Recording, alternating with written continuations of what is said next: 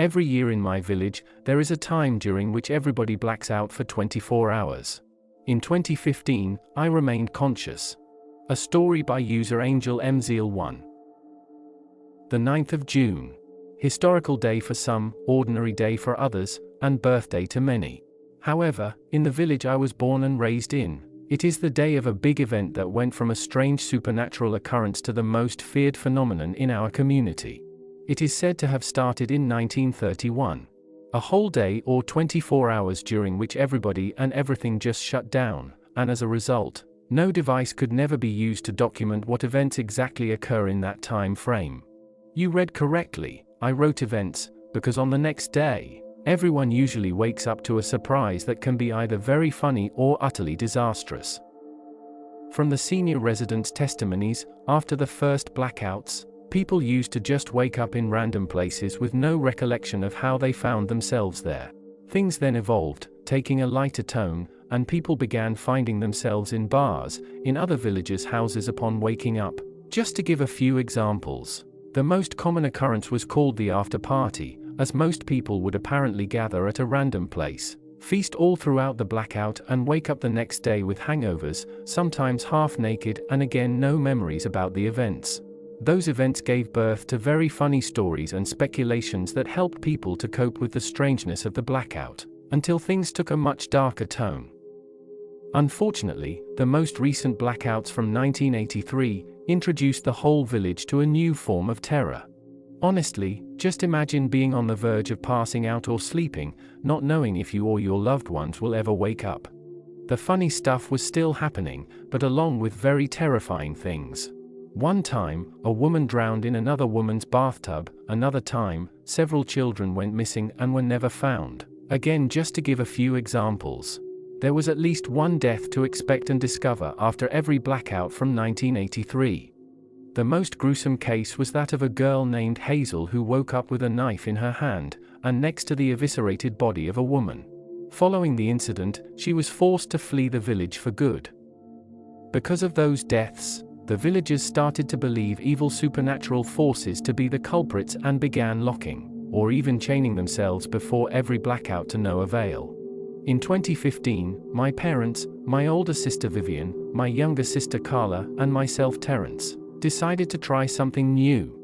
Worried about us going out, or anyone getting in our house during the blackout, we put salt at every door and window hoping to stay safe. For extra precaution, we locked ourselves in our respective rooms and slid the key under the door, except for my father who opted for the bathroom. We then patiently waited for midnight and the blackout to strike, each of us provided with a fairly large plastic salt container. Lying on my bed, my eyes closed, my then 13 years old self recalled thinking that I never had to wait that long for a blackout, and my nervousness kept on increasing by the minute. I then tried to read the time on my phone, but it was suddenly switched off. I noticed a strange darkness surrounding me, and it did not take me long to realize that the electricity was gone in the whole village. I retrieved my flashlight, but it would not switch on, just like any other device in my possession.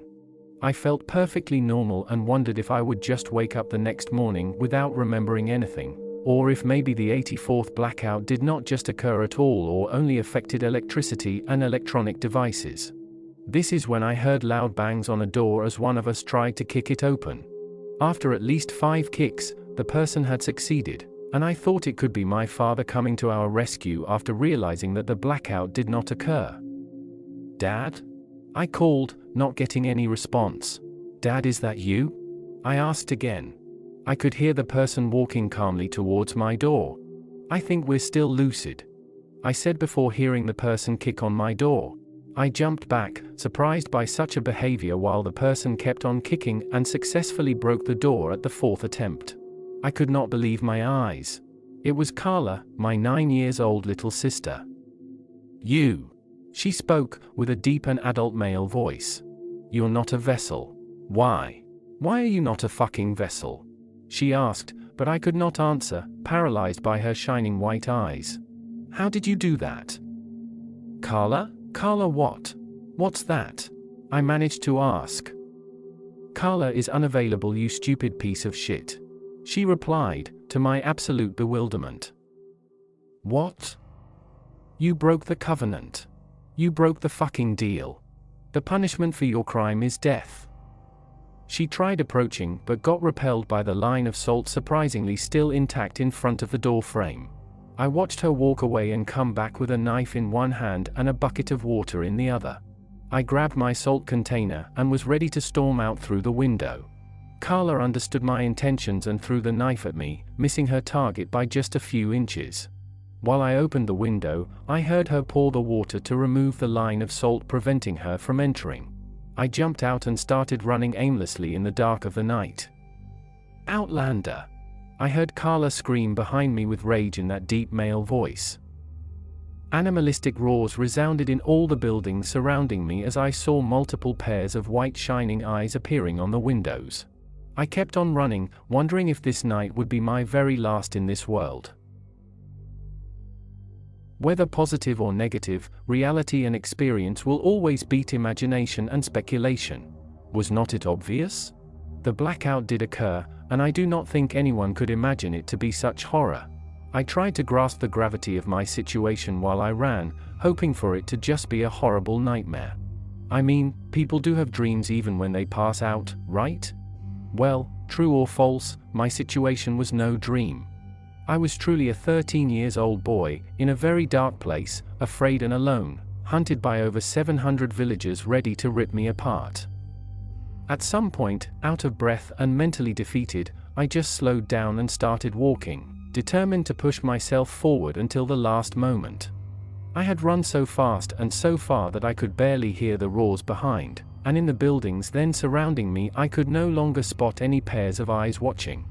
It looked like Carla's new powerful voice did not reach the area I found myself in, so things were still calm around. All that almost created a false sense of security in my mind. I then heard a faint sound that plunged me back and deeper into darkness. "Terence!" I heard Carla or whatever evil controlling her call from afar, still with that disturbing male, deep, angry, and growling voice. However, she was calling me along with some other people. Fortunately, she did not catch up with me yet, not even enough to at least see me. Therefore, I had a little time margin to do something, anything. I looked around and spotted the house of a friendly and very appreciated villager, Mrs. Robinson. My mind raced as I contemplated the option. Why not? After all, she only lives with her dog, uses a wheelchair and is 74 years old, she cannot harm me, I thought. "Terence!" I heard again more clearly. No time to think further, I thought, then ran towards Mrs. Robinson's house, certain that I could survive a dog attack but not those murderous people after me. I opened the pet door and found something covering the entrance.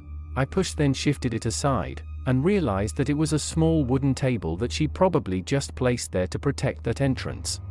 I then passed my head through the pet door and saw Mrs. Robinson unconscious, slumped on her wheelchair, an empty cup still hanging from one of her finger. I stopped for a few seconds, then squeezed myself through the opening until I was completely in the house. As I was placing the small wooden table back to its initial position, I heard something growling behind me. I dashed towards the stairs without first locating it while the dog gave chase. One of the rooms had its door open, therefore, as soon as I saw it, I sped inside before closing the entrance behind me. The large dog let out its powerful and loud barks behind the bathroom door while I went to peek through the window. A fairly large group of people led by Carla walked in the alley. I could not believe my own eyes and almost forgot about the dog when Carla suddenly stopped and lifted her hand to halt the group. She then slowly turned her head toward Mrs. Robinson's house. She heard the barking. Terrorized, I hid and immediately started shushing the animal to no avail. The dog kept on barking, plunging me further into despair. I peeked again through the window and saw Carla, or should I say my doom, slowly approaching the house. She disappeared from my sight and reached the entrance door. The dog might have sensed her since at that instant, it ran downstairs. I could hear it bark while I watched the outcome through the window, and after a few seconds, I saw Carla leaving, immediately followed by the group, except for one woman who kept staring at the window. I hid again, hoping that she had not spotted me. When I peeked again, I saw her joining the rest of the group and I rejoiced at them going away. "Terence!" They kept on calling, something I did not understand. I know that they were confident predators, but did they really expect me to answer? You can't escape, you'll die today. Carla added. That could not be my baby sister. Some relief at last, I thought. I sighed and sat on the bathroom floor, my face buried in my hands and on the verge of crying. What a 13-year-old kid may have done to deserve this. So much hell for my frail shoulders. An entire village full of monsters with shining white eyes except for myself and a dog. Wait, I thought, where is it? I wondered when I realized that I could no longer hear it. I stood up and started looking for anything solid enough that I could use as a weapon. I literally ransacked the bathroom when something behind the bathtub caught my attention, a piece of brown cloth enveloping something apparently square. Overcome by curiosity, I took the time to pull it and discovered what was hidden in Mrs. Robinson's bathroom. There was a diary that looked ancient, you know, those that seem to belong in a museum. I opened it and noticed that there was no writing inside, but only drawings, depicting various kind of situations, scenes, and maps. The representations were so different that it was obvious they were drawn by different people. However, I was sure that all of them revolved around the village and the blackout. The second item I found was a mechanical wristwatch, one of those powered by movements and not batteries. I knew nothing about the time when I found it. However, concerning the sunrise during that month in the village, I knew exactly when it usually occurred and was ready to set the time at that moment. I opened the door only a crack and peeked, trying to spot the animal. It was nowhere around. Knowing it would not work on the dog, I left the container of salt in the basin along with the diary and the watch, then exited the bathroom only armed with a toilet brush I found. After a few seconds of waiting, to see if the dog would rush back upstairs, which it did not, I then crept, going downstairs, with Mrs. Robinson in mind. The old lady was always worried about each blackout. She had nobody to rely upon during this terrible day. She could not risk to have anyone with her in the house, not knowing if the person would turn dangerous during the blackout. On the other hand, she could herself be the violent one. Therefore, her only companion throughout the blackout was her protective dog. Obviously, the blackout did not seem to affect animals, at least not her dog, and from what I saw of her earlier, I hoped that she did not choose a harmful way to escape this nightmare. Shit! I let out, losing control over my lips, due to the dread awakened by the scenery before my eyes. The wheelchair was empty and Mrs. Robinson and the dog were nowhere to be seen. Giggles then resounded and echoed in the deafening silence of that horrible night. It sounded like the giggles of a much younger woman. Rapid running footsteps followed and also stopped abruptly, just like the giggles. I started walking backwards, creeping back upstairs, my heart pounding in my chest, my eyes widened. I was shaking to the core when she said something that froze the blood in my veins. "I see you," she stated playfully before giggling again. I turned and ran, the salt container in mind, when I heard the rapid footsteps getting closer this time. I felt something flying over my head and saw Mrs. Robinson land on the staircase and at some distance in front of me. I froze, unable to grasp what I just witnessed while she slowly turned and looked at me, her white shining eyes glowing in the dark and her lips curved into a crazed smile. I turned again and ran downstairs, unable to think straight, and took a random direction that led me to her kitchen. "We'll have so much fun today. Don't worry, I'll keep you all to myself, Outlander," she said as soon as she came in, her voice clearly sounding like that of a much younger but very crazy woman. "After all these years, I finally get a new toy. Well, Outlander, let's play a game," she added, her smile suddenly vanishing from her face and arming herself with the largest knife from the block set next to her. Please, Mrs. Robinson. You don't have to do this, you know, it's me, Terence, Penelope's son," I pleaded, certain that she was about to hurt me mercilessly. Her reply, however, reflected her evil intentions and left no doubt in my mind. The game is called Red Bloody Kitchen. Red Bloody Kitchen. Mrs. Robinson sauntered towards me, her crazed smile back on her face. Toilet brush in hand, I braced myself for her vicious attack. She lunged at me, knife first, her shining white eyes filled with the glistening hope of lodging the blade into my lower belly. I dodged just in time and hit her with the brush by simple reflex. "Ouch," she said in a mocking tone, as we both knew I could not hurt her with that. At that moment, a clever thought crossed my mind. Red bloody kitchen? Yes, kitchen. Mrs. Robinson enjoyed the cat and mouse game, taking her sweet time to attack as she fed on my fear. That in return, allowed me to take quick looks around, allowing me to spot something I definitely needed. I threw the toilet brush at her face and she did not even bother to dodge. Then, I ran towards the kitchen counter and grabbed a bottle of salt. "Outlander," she called after she gasped, placing a few fingers on her lips. "So you know about the salt?" she asked, her worries covering her face. My sole response was to open the bottle and throw the entire content at her. Once again, she did not move by an inch, and received the most salt right on her face, while I rejoiced in my heart, hoping to see her hurt. However, she just looked annoyed and brushed the salt off her. "What a waste," she complained after sighing. "Sorry baby, I'm not the one who needs seasoning here. You're the meal," she said before charging towards me, her vicious smile back again on her face. She pursued me to the living room. I stood behind a table while she was back sauntering, overconfident about me being at her mercy. She passed next to a door and her dog inside barked, hitting the door so violently that it seemed it wanted to tear it down. She probably locked it there earlier before attacking me. Mrs. Robinson looked at the door, her distraction creating an opportunity for me.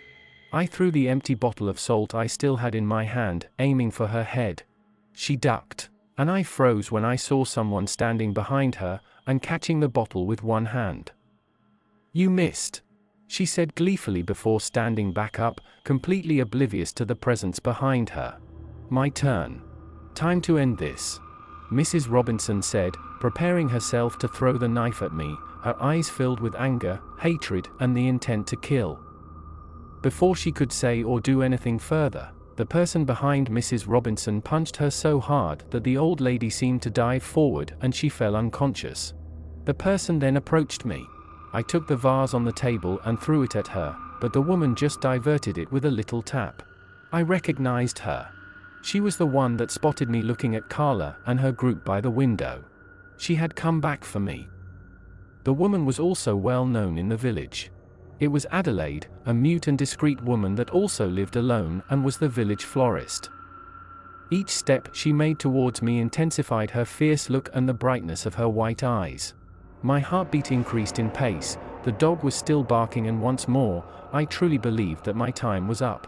The lady then stopped a few meters away from me and shook her head in disappointment. "Really? You the Outlander? Just some freaked out kid?" she spoke. She then passed her hands through her hair and walked back as if completely desperate, talking to herself. After all these years, all the decades, the Outlander ends up being a fucking kid. Like for real? She added before chuckling. "Adelaide? Adelaide, you can speak?" I quietly asked, prompting the lady to turn toward me. "Adelaide? Adelaide? Sorry, but your dear Adelaide is not available at the moment. Please call back later. Would you mind?" she responded, angrier and more agitated. "What? What's going on? Why you all say the same thing?" I questioned. "You people have been living here for all these years, but you still don't know what the hell is going on here, right?" she asked back, then looked at the empty bottle of salt still in her hand. "No wonder you try to use table salt. Dude, table salt? Sea salt boy, that's what works on us," she added, before chuckling again. "Carla. I remembered our parents giving us random salt containers with the content of mine looking and tasting slightly different from what I would call usual or normal salt. If I used sea salt back in our home and Carla used table salt, that could explain how she could get out of her room but not come into mine." "Sea salt? I think I have left some upstairs," I told the lady. "Then go get it, genius. Be fast, we gotta move before Grandma here wakes up," she replied. "Wait, she's not dead? And don't you want to kill me like all the others?" I asked. It should be obvious by now. I'm not a murderer. So no, I don't want to kill you. But I really can change my mind if you keep asking such dumb questions. Like for real. She replied, crossing her arms. Okay then, there's something else that I found here. It's also upstairs with the salt. Great, mind showing me? She said, leading the way. If you're not Adelaide, then who are you? Who are all of you? I questioned again as we walked up the stairs. We don't have much time, so let me be brief. We're wandering souls from some place which is maybe the afterlife. I don't really know how to call it. It's the place before heaven or hell, depending on which one you qualify for. Numerous souls like me are trapped or stuck there because of unfinished business. Each blackout allows us to possess your bodies. Just random bodies, so that we get to be alive again in this world for 24 hours. My name is Edlin, by the way. I died in 2013. And the psycho you saw inside Grandma, that's Nadia, a mental asylum escapee wasted by the police back in 2004, after she slaughtered 9 people. What? We don't share your memories, we don't even know who you are. We just fully use your bodies for a day. Usually regardless of your physical conditions, but not always. And the next day, you all come back. Sad thing is, there's no filter about which soul shows up during the blackout. So any good fellow can pop up for one more slice of life, one more chance to right a wrong, along with psychos and serial killers who would do anything for one more kill, just like Nadia there. Hope it makes sense to you, cause I'm not repeating myself. What? How is that possible? Anything is possible in this world. People are just oblivious to it. It's like being blinded by a spell, and people of this village surely are. When I think about how ignorant I was, all that is a result of a very evil act, and it has to be stopped. By you. Me? You're the Outlander, Terence. Do you think it's random? It's not. You're the success obtained after many failed attempts, and the first Outlander. She replied. Here? She asked when we reached the open bathroom door, and I responded with a nod. We entered the room and she immediately saw the items in the basin. That's more like it. Take it and keep it far away from me. She said about the salt. I found those things hidden here. I revealed, pointing at the diary and the watch. You found them. Edlin spoke, opening the diary. You're truly the Outlander. Everything, all the answers are right there. Answers to what? All these random drawings, maps, it doesn't really make sense to me. I said. Oh yeah, that's right. You know, we can talk and communicate and all that, but we can't read or write in that state. That's the only way my fellow rebels found to leave clues about what happens. Fellow rebels? Sounds of drums suddenly arose from afar, plunging Edlin in absolute terror as she began looking all around her. Already? She spoke. She then quickly put the diary and the watch in her backpack and handed it to me. What's going on? What's that? I asked. He's here. He has arrived. She replied. Who? Red Eye. The one behind it all. Our enemy. Your nemesis. My nemesis? Listen to me, Terence, go to that Adelaide's house and wait for me there. Don't come out until I come back. We're about to go to the square to meet him. None of us can resist him, but you can. Please, don't follow me, don't go to the square even if nobody can notice you. Go to her house and wait for me.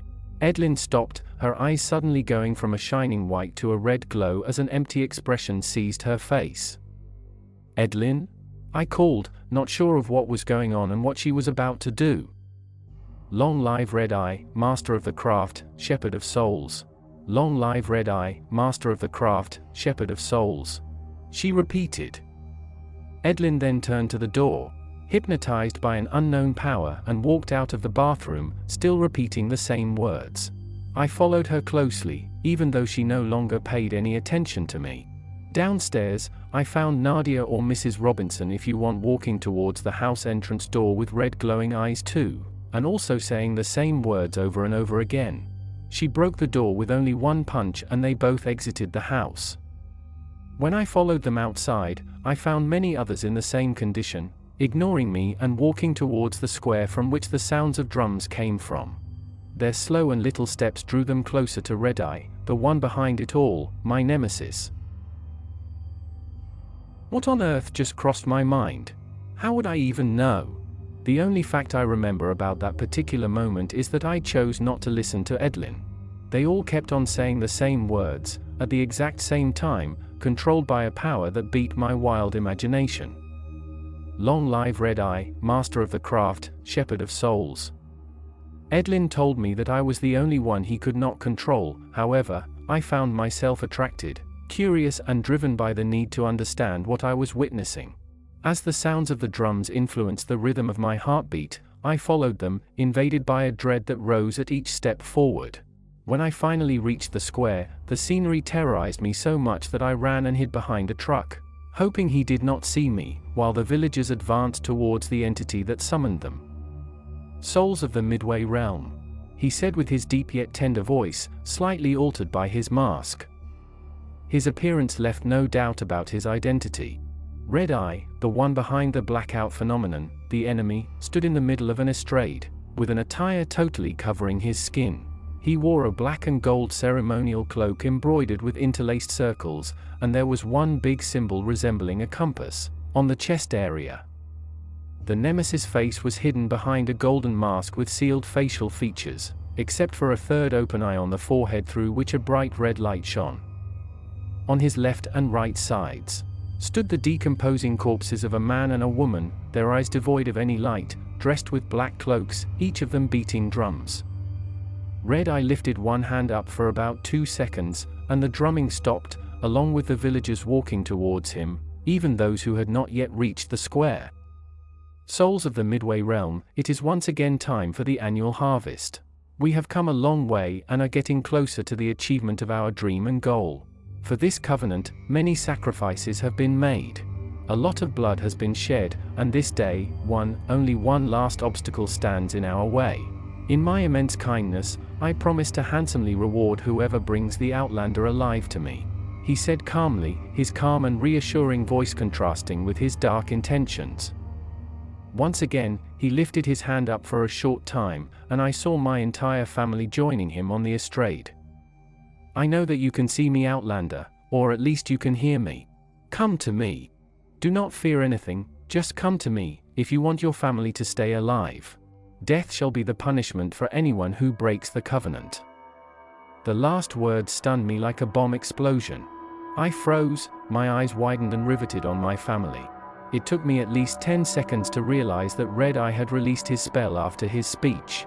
The villagers' eyes returned to the previous white shining light, and they would surely resume their hunt for me. As soon as my senses returned too, I hid under the truck, surrounded by all those souls who just received a clear order from the enemy. I trembled under the vehicle, without any shred of an escape plan, or how to save my family, and remained there for what seemed like hours, just watching feet of people walking in various directions. Nevertheless, my hiding place turned out to be the perfect spot to eavesdrop on the most unbelievable conversations. Discussion 1, with science as a topic. Soul A, such a wonderful achievement. When did you invent it? Soul B, well, after 5 years of failures and research, I finally found the right formula in 1879. Soul A, wonderful. Discussion 2 between two sportsmen. Soul A, and played on a rectangular field. Played it up to 1968. It is called soccer. Soul B, soccer? A strange name for a strange entertainment. In my time and my land, we only had gladiators, I was one of them. Soul A, you were a gladiator? Hey, you died during a fight, didn't you? Conversation 3 between two sick individuals. Soul A, well, I don't really remember, but I'm sure I killed over 30 of them. Cooked and ate most of them. Soul B, 30? Low score, buddy. I killed exactly 79, only blondes. Got caught before I could hit 80. Got fried in 1980. Ironic, huh? And you? When did they get you? Soul A, me? Never got caught. That's the bonus of low score, like you said. Such a shame you got fried. Wonder what you tasted like though. They both laughed. Very funny indeed. Somebody then crashed on the floor all of a sudden, right next to the truck. I do not know who or what dropped him there, and especially who or what mangled his body. It was Mr. Pavel, a friend of my father.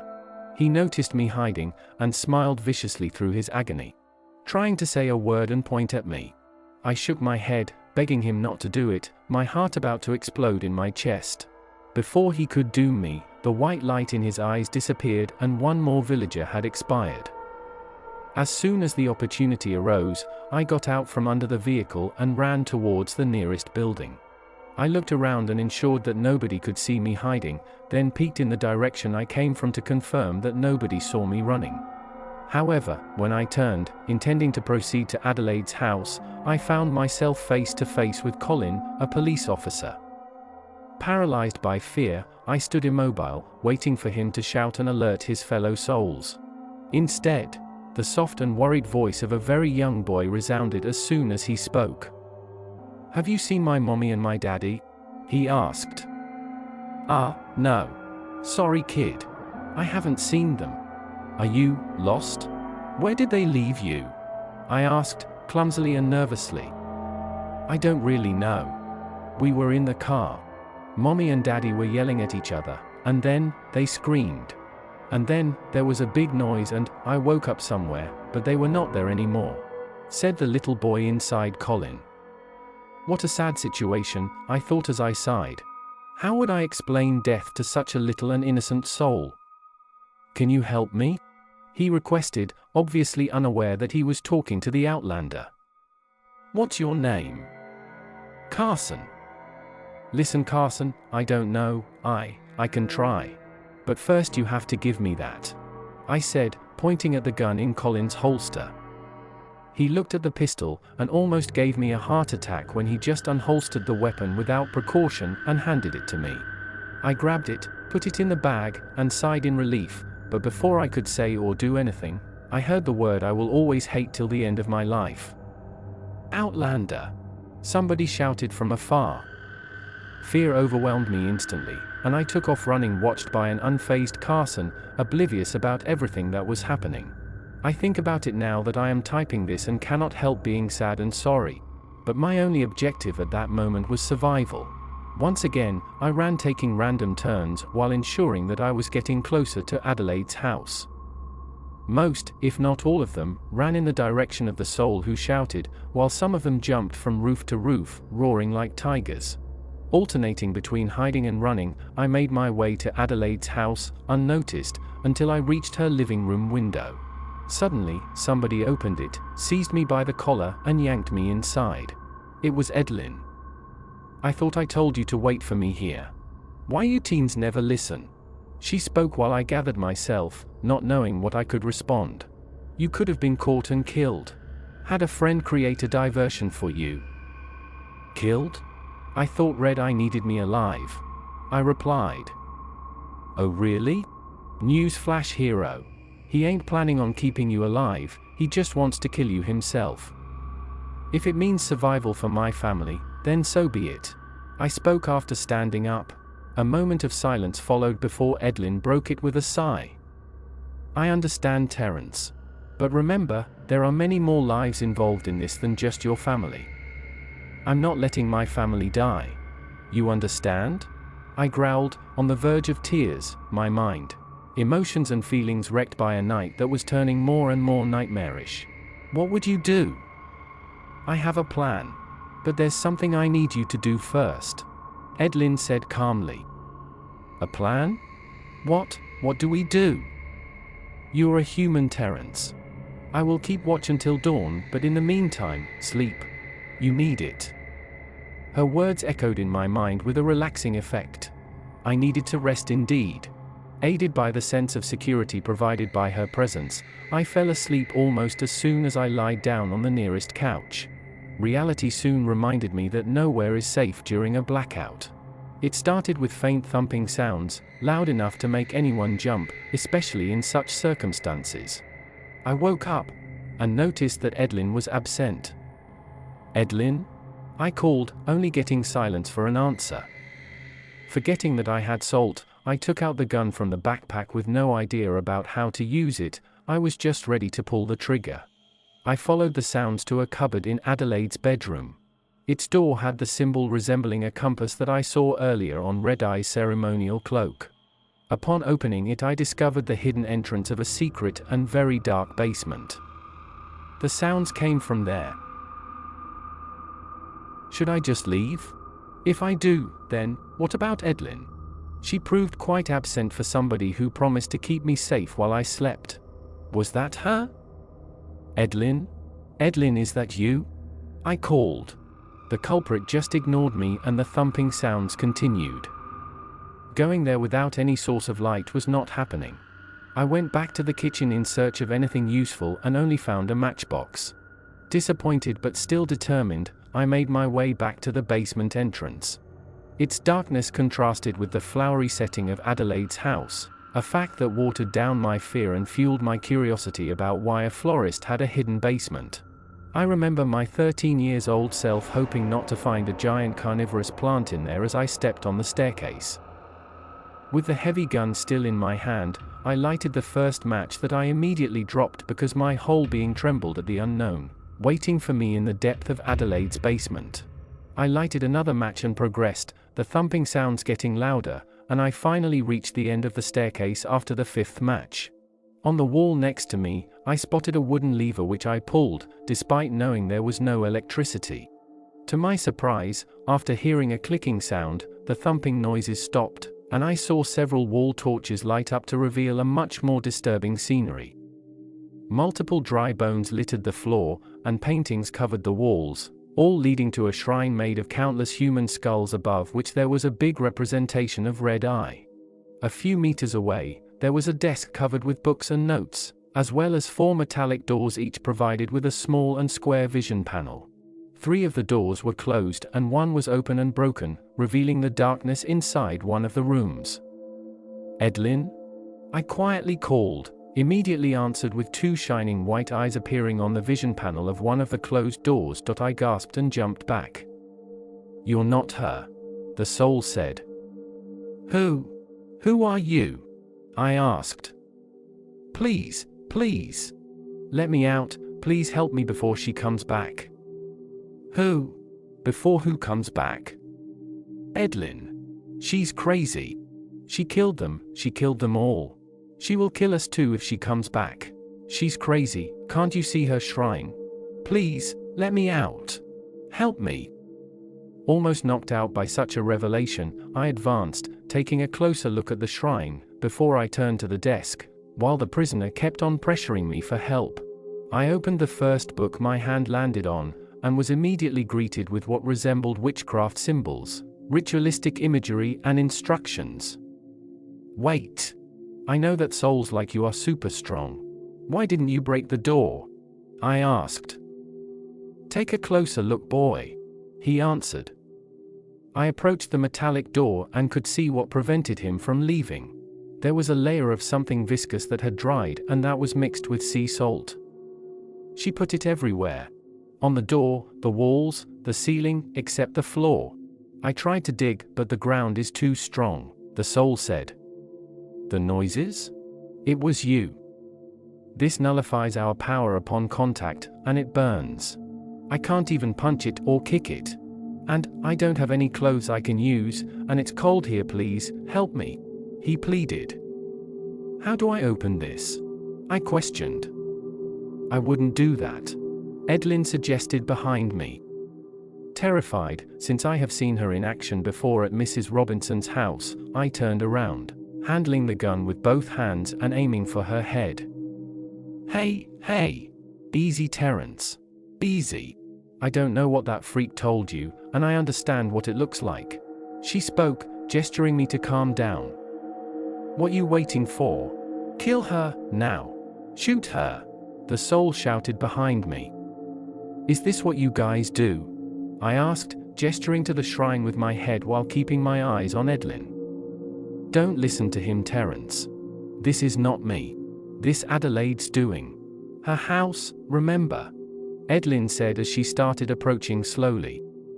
He mentioned your name, Edlin. From what you told me earlier, he can't know Adelaide. You souls don't share our memories. He knows you. I replied. Because I was there earlier. I found him trapped here. It's true, she said. She will kill us both. Kill her. Shoot! The prisoner shouted. Do not get close, or else. I warned, sweating, trembling, and nervous about my next move. My life depended on it. Listen, Terence. We, the souls involved in this, the blackout, we're divided in 3 groups. Those who are against Red Eye, the rebels, like me, the neutrals, who only care about their desires, and those who follow Red Eye, the devotees. Flavio, the soul inside that guy behind you, is one of them. The only thing he wants is to join the others out there. Edlin revealed, still approaching. Kill her before she kills you. Flavio shouted. Edlin, don't come close. Don't make me do this. I spoke, still shaking and slowly stepping back. Watch out! She shouted, pointing at Flavio behind me. A strong hand seized me by the collar and yanked me towards the metallic door. In absolute panic, I pulled the trigger several times, shooting until no bullet was left. In the struggle, Flavio's forearm made contact with the salted mixture, and he released me before screaming and crying in pain. I stepped away from the door and dropped the weapon, while a crouched and curled up Edlin slowly stood up. We both looked at Flavio's cell door in silence for a few seconds. Is it that bad? I asked her. Yes, really, really bad. She answered, showing some severe burns on her right hand. I woke up in one of the cells, without a single cloth. I had to pull out enough hair from Adelaide's head, wrap it around the hand to safely punch open that door. She told me, pointing at the broken door. Adelaide. Maybe a line of salt in front of the door would have done the job. At least she tried. I said. There's a pile of that salted mixture in the corner of the cell. I bet the key was buried under for her to use when she comes back. Edlin said. I hadn't found the time to tell you earlier. Your dear Adelaide is a human devotee. This is fucking insane. Rebels are just a very few and devotees are many, didn't know they were that many. She added. Humans too? This is going too far. I checked her notes and books earlier. I found some interesting things, but I could not read it, you know. She spoke. Can you show it to me? I proposed, and she walked towards Adelaide's desk. Edlin? I called. She turned to me, amplifying the shame I felt for what had occurred earlier. I'm sorry. I'm sorry I doubted you. It's just. I tried apologizing. Little boy got some manners. That's great. Else, I would have beheaded you with one punch. Don't worry, I'm not mad at you for shooting at me. She said. Come on, we're still in a hurry, and that Adelaide of yours got a lot of explanations to do. She added, walking toward the desk. From what I saw, she trying to achieve something on her own and in favor of Red Eye's plan. She kidnapped and used some of the villagers for her rituals. You can see that most of them didn't make it. Dude in the cell will surely know the same fate after the blackout when she comes back, unless you survive and expose her. Edlin spoke, after opening a book on a certain page and showing the content to me. An outlander? She's trying to create an outlander. That's what is written. I revealed. Sick witch. Edlin said. Nobody can create an outlander. You just a bunch of ignorant fools. Flavio spoke. And nobody asked you shit, nutcase. Just shut the fuck up. Edlin replied. Just what's that plan? That Red Eye man, what does he want from me? Why he doing all this? I questioned. Edlin took another book, and quickly turned pages until she stopped on one with the drawing of several spirits being absorbed by a strange shining scepter. I have an idea of what's written, but I have to hear it from your mouth and make sure, she said. It says that this is a ritual called transcendence and that. Transcendence? That's what our leader warned us about, assimilation and annihilation. Terence, we're all in trouble. Everyone here is in danger. If he gets a hold of you. That's not what the transcendence means, you ignorant. Flovio interrupted. Believe me, Outlander, you'll regret trusting her. You'll regret, he added. Just shut it, Flovio, Edlin said. Still can't believe Adelaide is involved. Do you think there are more like her? I asked. There are. Let me check, I'm sure I found some sort of diary earlier. Yeah, that's the one, she said, before finding and handing me the diary. The diary was mostly filled with pictures. Pictures of the people she kidnapped. People that I knew. Pictures of the inhuman things she did to them, their pains and suffering immortalized in those sick photographs. I kept on turning the pages, until I saw several group pictures. They all stood next to Adelaide, all of them smiling at the lens, and dressed in red ceremonial cloaks with the symbol resembling the compass on their chest. Disgusted, I looked at them, until familiar faces struck me with surprise and disbelief. No, it can't be, not you, no, I said in complete denial.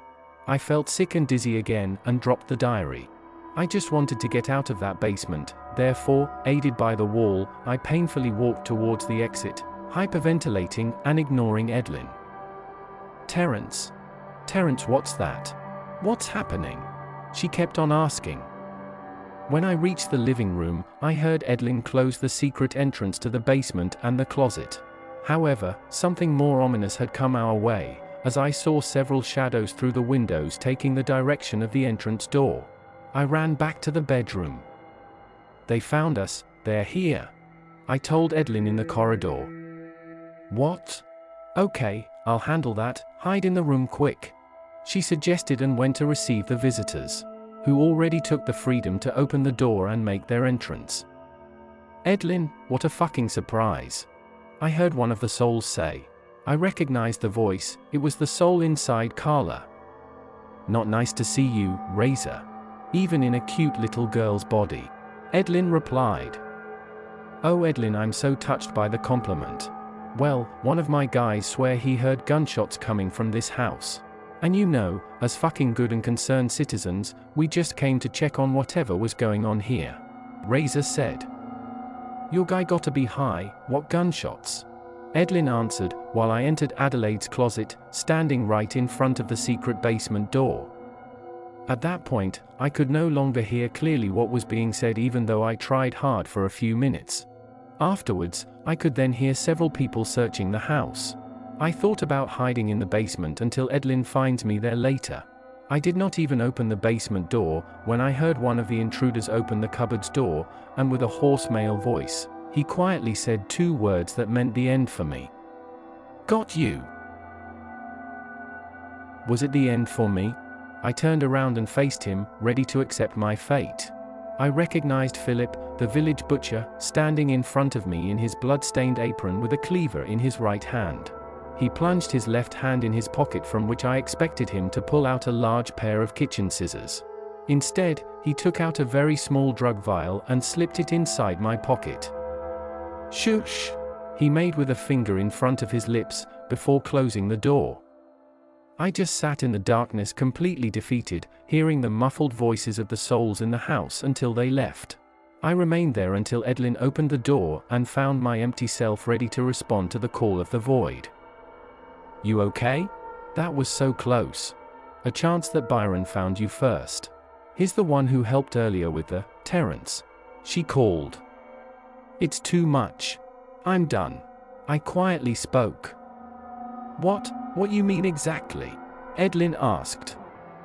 This fucking family, the arguments, the fights, and now the lies? And also you fucking zombies? It's too much, I'm done with that out. I tried answering. Something quick flirted with my head as Edlin kicked the basement door behind me. It shattered in multiple pieces while I protected my head with my hands. Surprised by her reaction and afraid of having angered the soul, I just looked at Edlin in silence. You don't know. You just don't know what it's like to be there. To be dead. Having something to say to someone, something to do, but you just can't.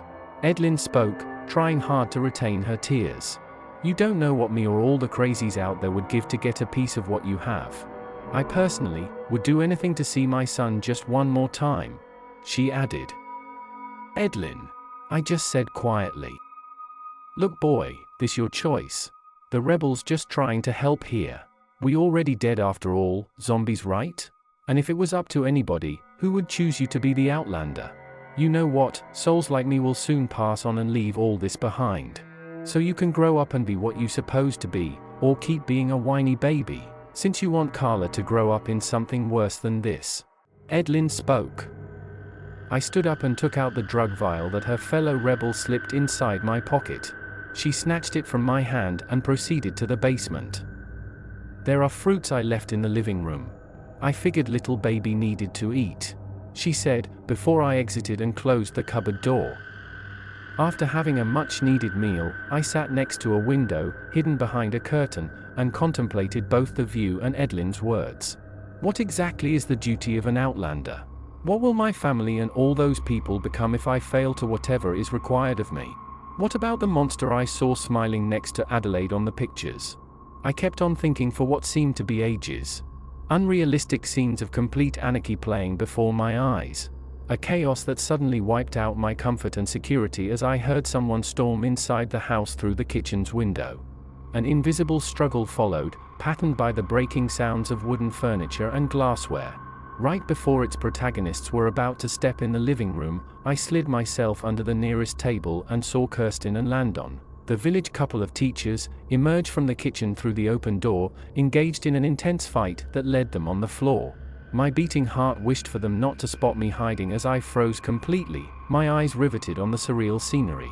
Gaining the upper hand, Kirsten ended up strangling Landon, a vicious grin slowly arising from the murderous soul within her. The mirror wall stickers a few meters away from them revealed their true selves.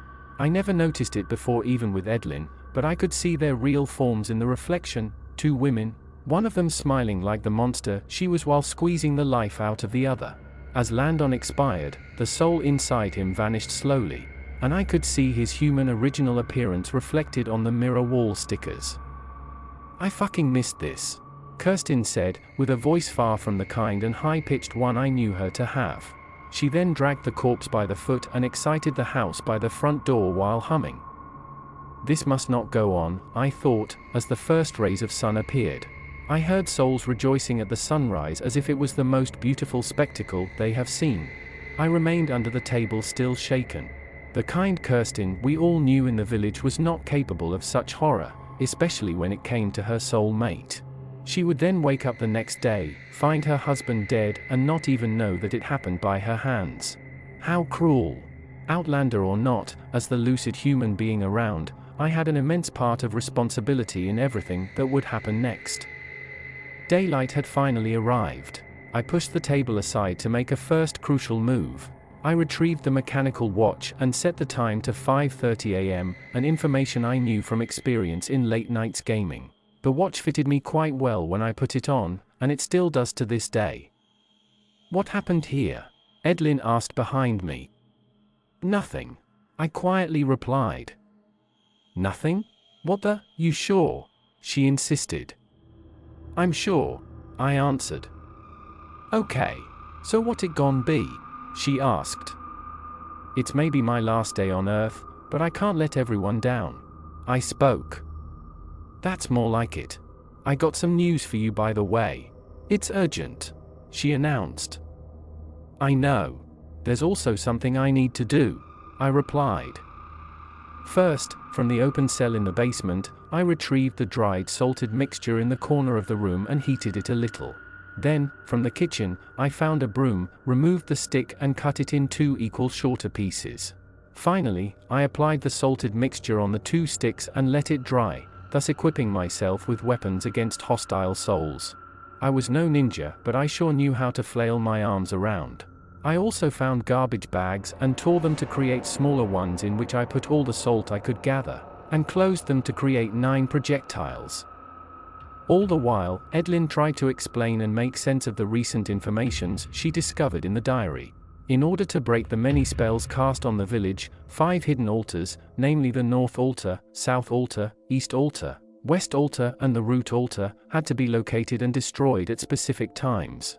They were guarded by Red Eye most faithful and competent lieutenants. Nevertheless, The root altar had to be taken down before midnight or before the end of the blackout, the west altar at 9 p.m., the east altar at 3 p.m., the north altar at 12 p.m. and the south altar at 6 a.m. Do you think the watch works? This is sunrise and we need to know the time. Edlin asked. 5:56. I replied. What? She let out. In panic. She then quickly showed me a drawing in the diary which I recognized to be a detailed map of the village, but without any name or writing, and with the locations of the altars circled. Can you see which one is the south one? She asked. North, south, west and east, I thought. With the symbol of the cult resembling a compass, I figured that 4 of the 5 circled points on the map could be the 4 cardinal directions, and realized that the south altar was precisely at the florist's house. The shrine thing in the basement. I think it's here. Has to be that thing. I spoke. On the watch, we both could see by the hands that the time turned to 6 a.m. We stormed in the basement, startling a surprised Flavio. Edlin then jumped forward, right fist closed, ready to shatter the altar with her strength. As soon as she punched it, she got violently repelled, almost knocking me down in her fall. Did she miss a crucial detail? Was it really the south altar? As soon as I approached it during that specific 6 o'clock time frame, it started to glow with a strange blue light. Not knowing what to do, or maybe instinctively, I just touched it. No, no! Flavio shouted, trying in vain to punch open the door and just further hurting himself. Terence! Be careful! Edlin warned. As if it was about to explode, the altar shone brighter by the second until I could no longer look at it. Out of the blue, the light then vanished and the altar just crumbled, turning into ashes. The south altar had been taken down. You now convinced to be the Outlander? Do you now realize that only you can stop all this? Edlin questioned. Is it done? I asked.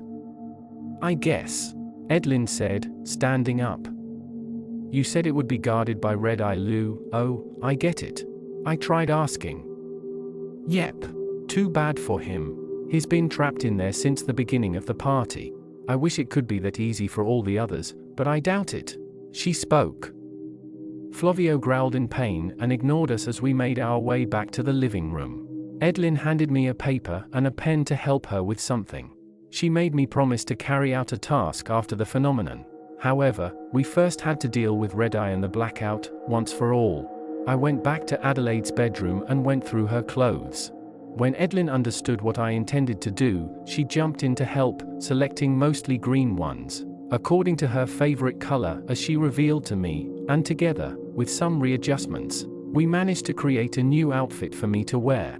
My plan was to add a mask that covers my entire face, to try hiding in plain sight, but Edlin proposed a ninja-type mask to avoid raising too many eyebrows, as she had something much better in mind. I told you that I had a plan. This is part of it, she said, handing me the small drug vial. With the mix of the last ingredients, it should be ready by now, she added. What's that? I asked. You'll see. Just drink it, she encouraged. Unlike what I expected, the potion tasted good, almost like pineapple juice. Edlin gestured me to look at myself in the mirror wall stickers, and we both walked towards them until I was hit with stupefaction. I had shining white eyes just like a vessel. Wow, do I have your strength too? I asked. No, this for disguise only. It can last for 2 days straight, she revealed, ravishing me with the genuine smile of her real appearance in the reflective surfaces. While getting ready to depart, I wore Edlin's backpack after hiding my assault weapons inside. Then we waited indoors to avoid unnecessary exposure. Slowly replaced by the fear of the unknown, the assurance I built up earlier started to fade as noon and new threats loomed. At around 10:30 a.m., we stepped outside to what looked like a beautiful day, trying to hide an ugly reality that I, particularly, had the task to correct. Therefore, Edlin and I made our first steps toward the north. Under the sun, Edlin and I walked among the many souls scattered around the place and busy exploring the beautiful summer landscape. From the east, sounds of drums, chants, Laughters and screams of joy could be heard as they were all doing the most to appreciate the slice of life provided to them, even if it was for only one day. On our way to the north, Edlin would not stop talking about random things. I looked up at the clear blue sky, admiring a few birds flying high, and something I thought about earlier returned in my mind. "Edlin?" I called, interrupting her train of words. "What's up?" she replied. "What's your plan exactly for my family?" I asked. "I also wanted to ask you just that. What are your plans for them?" she asked back. "What you mean?" "I want to save them. Red Eye threatened to kill them and you told me you had a plan," I said. "They all vessels for now, with souls within them. Unfortunately for you, your baby sister got the jackpot with Razor inside of her, one bloody freak. And right now, you on a quest. So my question is, what you going to do if they stand in your way? Like between you and an altar? You ready to face your own family?" she questioned. I stopped walking, unable to answer anything, struck by the valid point raised by her question. Would I be able to hurt my sisters or my parents? "Look, I know you worried about your family. But the thing is, you and them will have much more to worry about if you don't do what you got to do." Edlin spoke. My only response was a nod. I found myself involved in 2 races against 2 clocks. I did not know if I would destroy all the altars in time, and how much time did I have left before Red Eye makes his move on my family. Edlin and I resumed walking toward the north, resolute to end the nightmare. We reached our destination at 11:48 a.m., immediately welcomed with terror screams from the Helbert family gambrel barn. Several souls exited the building from any opening they could reach, be it door or window, terrorized by an enemy yet to be seen. With complete disregard for us, they were running for their lives when Edlin managed to catch one by the arm for a much-needed inquiry. Hey, what's going on? What's in there?" she asked the fearful soul, which response only came in one word. "Hybrid," he said before freeing himself from Edlin's grip. At that instant, I witnessed something I never thought I would. Edlin made several steps backwards, trembling with worries covering her face, and her eyes riveted on the barn. "Hybrid? What did he mean by that?" I asked, only to be ignored by Edlin. "Edlin?" I called. "Terence, you sure it's here?" she asked. "Hey, don't call me that here, you want me to get caught?" "I mean, I'm sure the map is leading right here," I answered. "One of those things? Here?" she quietly spoke, shaking unconsciously because of something all of them seemed to dread. Okay, let's go," Edlin said. She was afraid. Edlin and I walked through the open front door and entered the barn. It was filled with random large objects like furniture and appliances in a certain way, as if whoever brought all those objects in there tried to hide something placed at the back. We then spotted the 2 shining white eyes of a soul, hiding behind a fridge and gesturing us to hide. We split as she opted for and turned over tractor while I chose to hide under an upside-down couch. I then heard several people behave strangely, saying random words while getting closer, so I armed myself with the 2 sticks, remembering to constantly check on the time. "Should the megawatt kill cause all catch powerful as please your that no let help mouth involve," the nightmarish creature said with different voices for each word pronounced, after it appeared above us. Despite its head constantly twitching, I recognized the patriarch of the Helbert family, crawling on the ceiling like a spider with his elongated and bloody limbs. The hiding soul then attempted a reckless dash to the front door, immediately spotted by the creature. I recognized Melvin, one of the village farmers, as he got immobilized by a strange power.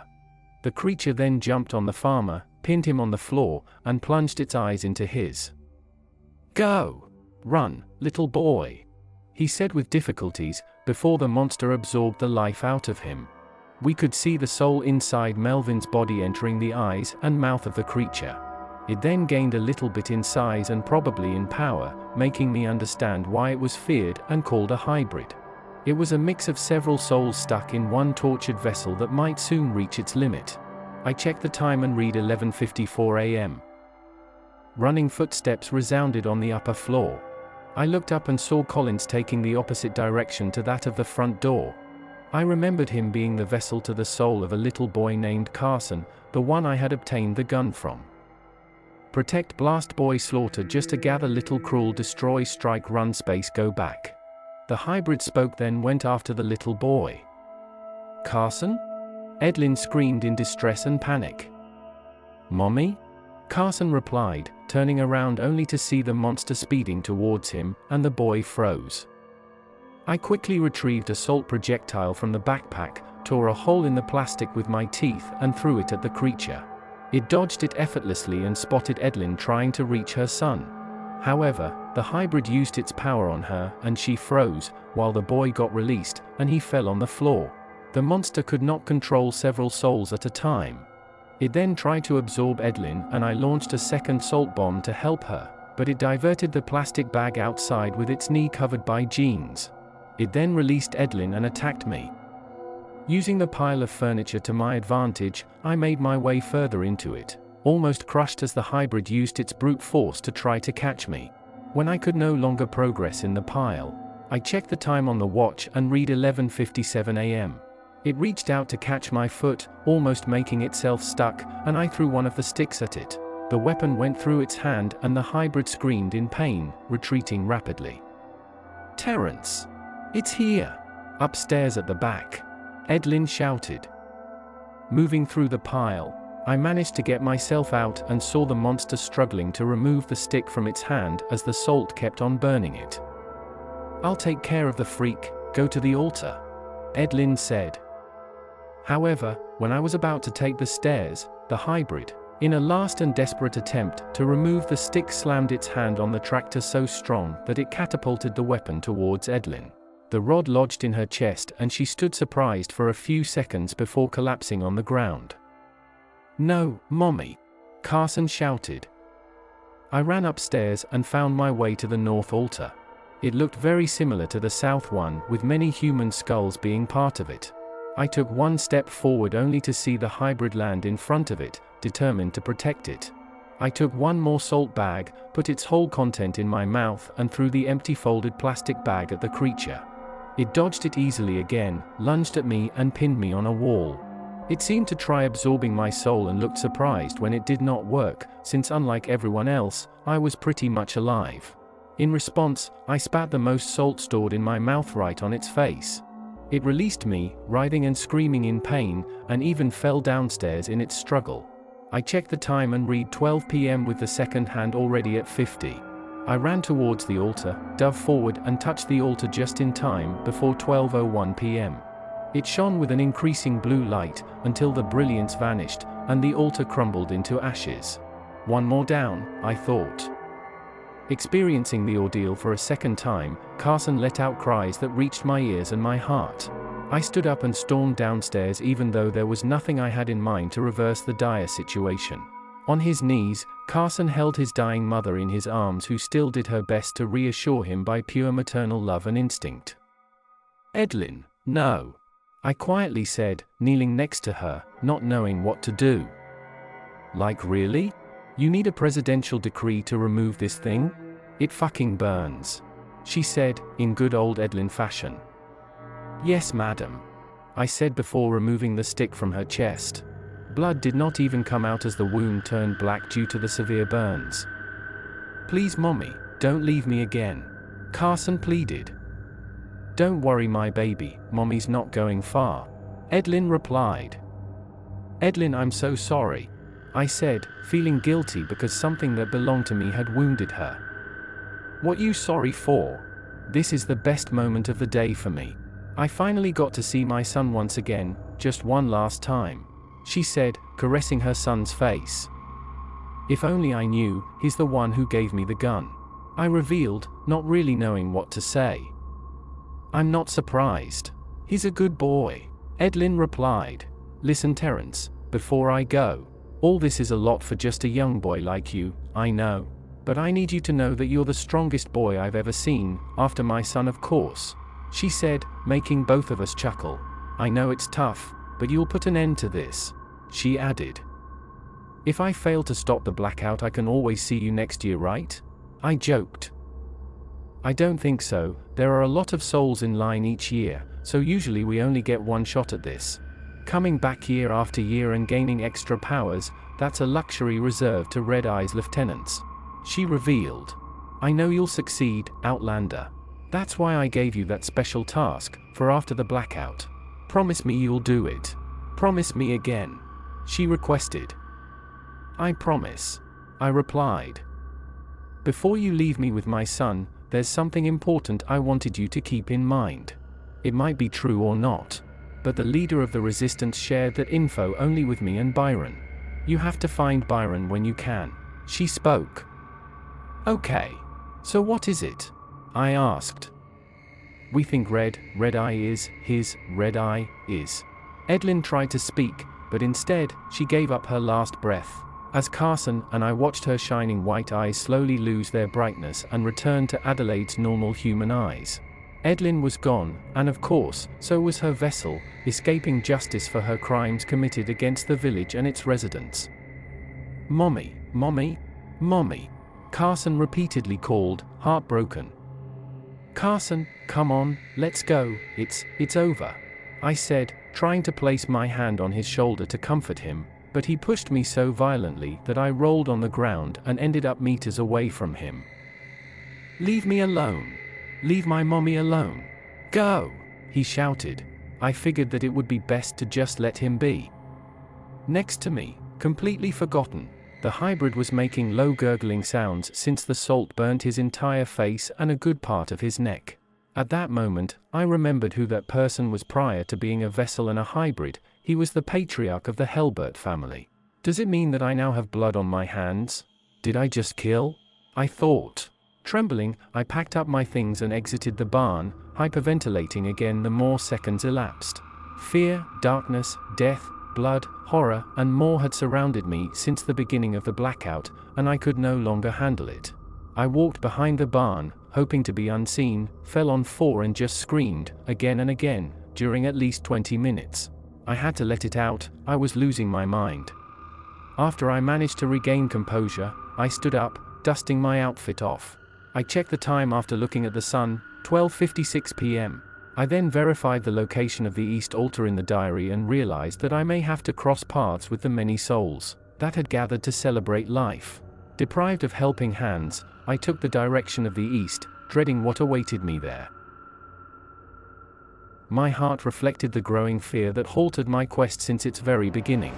I clenched my right fist tighter after each step while the sky grew darker, testifying of the incoming rain and maybe the impending doom. Wow! I heard the deep voice at some point, completely surprised. I turned around and noticed a baby on a rocking chair. Now that's what I call a piece of good old fun, the baby said with the deep voice. Shocked, I remained silent, unable to let out a single response. If I wasn't in that stupid baby body, oh the things I would have done to all of you people. First, I would offer myself some traditional clothes made out of your intestines. And then, I would gather your bones and hearts and make a bowling game out of all that. And then, I would paint my magnum opus with blood and bile extracted from you all, and then. Having heard enough from such a sick mind, I moved forward, getting closer to the drums and walking past more and more souls by the second. The sky slowly adopted a growing and alarming reddish hue as many souls, with absolute bliss, chanted and danced around the drummers. I braced myself, seeing Sierra's bar entrance, while being surrounded by hundreds of enemies. I was among them. Terry! I heard on my left and froze when I saw Mrs. Robinson or Nadia, smiling at me with a bloody bag over her shoulder. I like your new eyes, she said. She then stepped forward and let out a rage scream to scare me away and succeeded. I ran off hearing her high-pitched crazed laugh behind me as she did not even give pursuit. I had difficulties pushing the souls out of the way but managed to disappear from her view thanks to a crowd. I then emerged from the crowd, walking backwards and looking in its direction to see if Nadia could be after me, when I bumped into a soul. Xander, the village blacksmith, stood between me and the bar entrance when I turned around. I looked up to his face, contemplating my next move to avoid things to go south. Do you know where's the temple? He asked, but I stayed silent and just shook my head. I heard there's a. He stopped suddenly and leaned forward to get a closer look at my face. Who are you? he asked, and once again my mouth remained shut. We can all see each other when we examine our eyes, but yours are empty. Who are you? What are you? Is it a disguise? Are you? He added, and we both stayed silent. We just looked at each other, as I prepared for him to alert his fellow souls all around us and plunge me in a situation I would not be able to escape from. You should check the florist house all the way to the south, I said to break the silence, hoping that my lie would just make him go away. The florist house, huh? He spoke after getting off my face, fully standing again. Yeah, I replied, clumsily faking confidence while trembling. He squinted his eyes, examining me further. Do you know where I can find Byron? I asked. You should check the wine cellar, he simply replied before I watched him walk away. A soul then burst out of the bar window and landed unconscious on the ground. Screams arose from inside as I prepared to meet what awaited for me there. I consciously stepped into the bar for the first time in my life and witnessed something out of a good old Western movie. Countless souls, some of them having glow sticks around wrists and necks, were involved in an intense and bloody fist fight, breaking anyone and anything. I spotted the bar backroom door and sprinted towards it, knowing that one punch from these beings could behead me. Bottles, punches and chairs flew above my head while I progressed until I reached the door and disappeared from the chaotic scene. Byron? I called, unanswered. I took my breath a little, then walked as slowly as I could in complete darkness. I checked the surroundings and stepped into an office where I discovered many more glow sticks, clean and private restrooms before I found the wine cellar. I used the glow sticks, putting so many of them around my arms that I seemed to have laser upper limbs. It was darker there, yet impressive. Many bottles of all kinds of beverages, along with specific annotations, decorated several shelves of the spacious room. It looked like a library of drinks. Byron? I called again to no avail, and fear arose as I contemplated the idea that I might have walked into a trap. Soon, I discovered a trail of blood that led to and disappeared under the door of a small room, reinforcing my dread. I tried to open it, but it was locked and I was not having it. For the first time in my life, I started kicking a door, and just like Carla, I never stopped once until it burst open. There was no Byron. A lot more blood, but most importantly, I had found the East Altar, at 1439. Byron, I said quietly.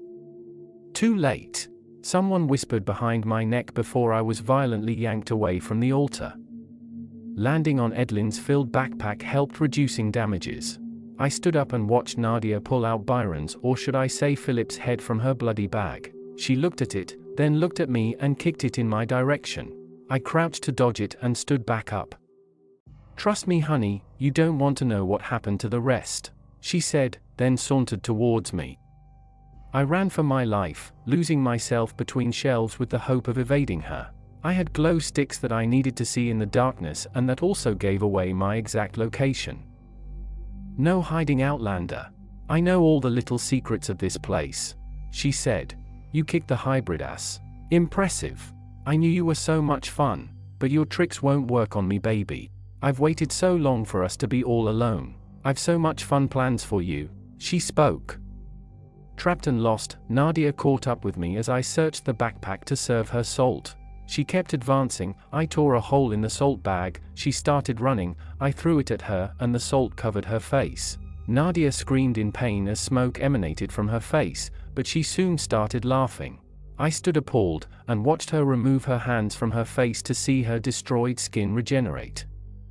Red Eye made my skin much tougher than the others, honey. Told you, your tricks won't work, she said, smiling. At that moment, the ground trembled and I feared that the wine cellar would crumble and crush us to death. She on the other end was laughing hysterically like the crazy soul she was. He has done it. It worked. The ritual has started. She rejoiced, and the little earthquake stopped a few seconds after. Red Eye was right, there's life in blood. I understand why he wants to use yours. For his sick ritual? That's why he wants me alive, I quietly said. This may have changed, Outlander. Razor brought some brushes from your house to him. Free DNA samples from you to further his plans.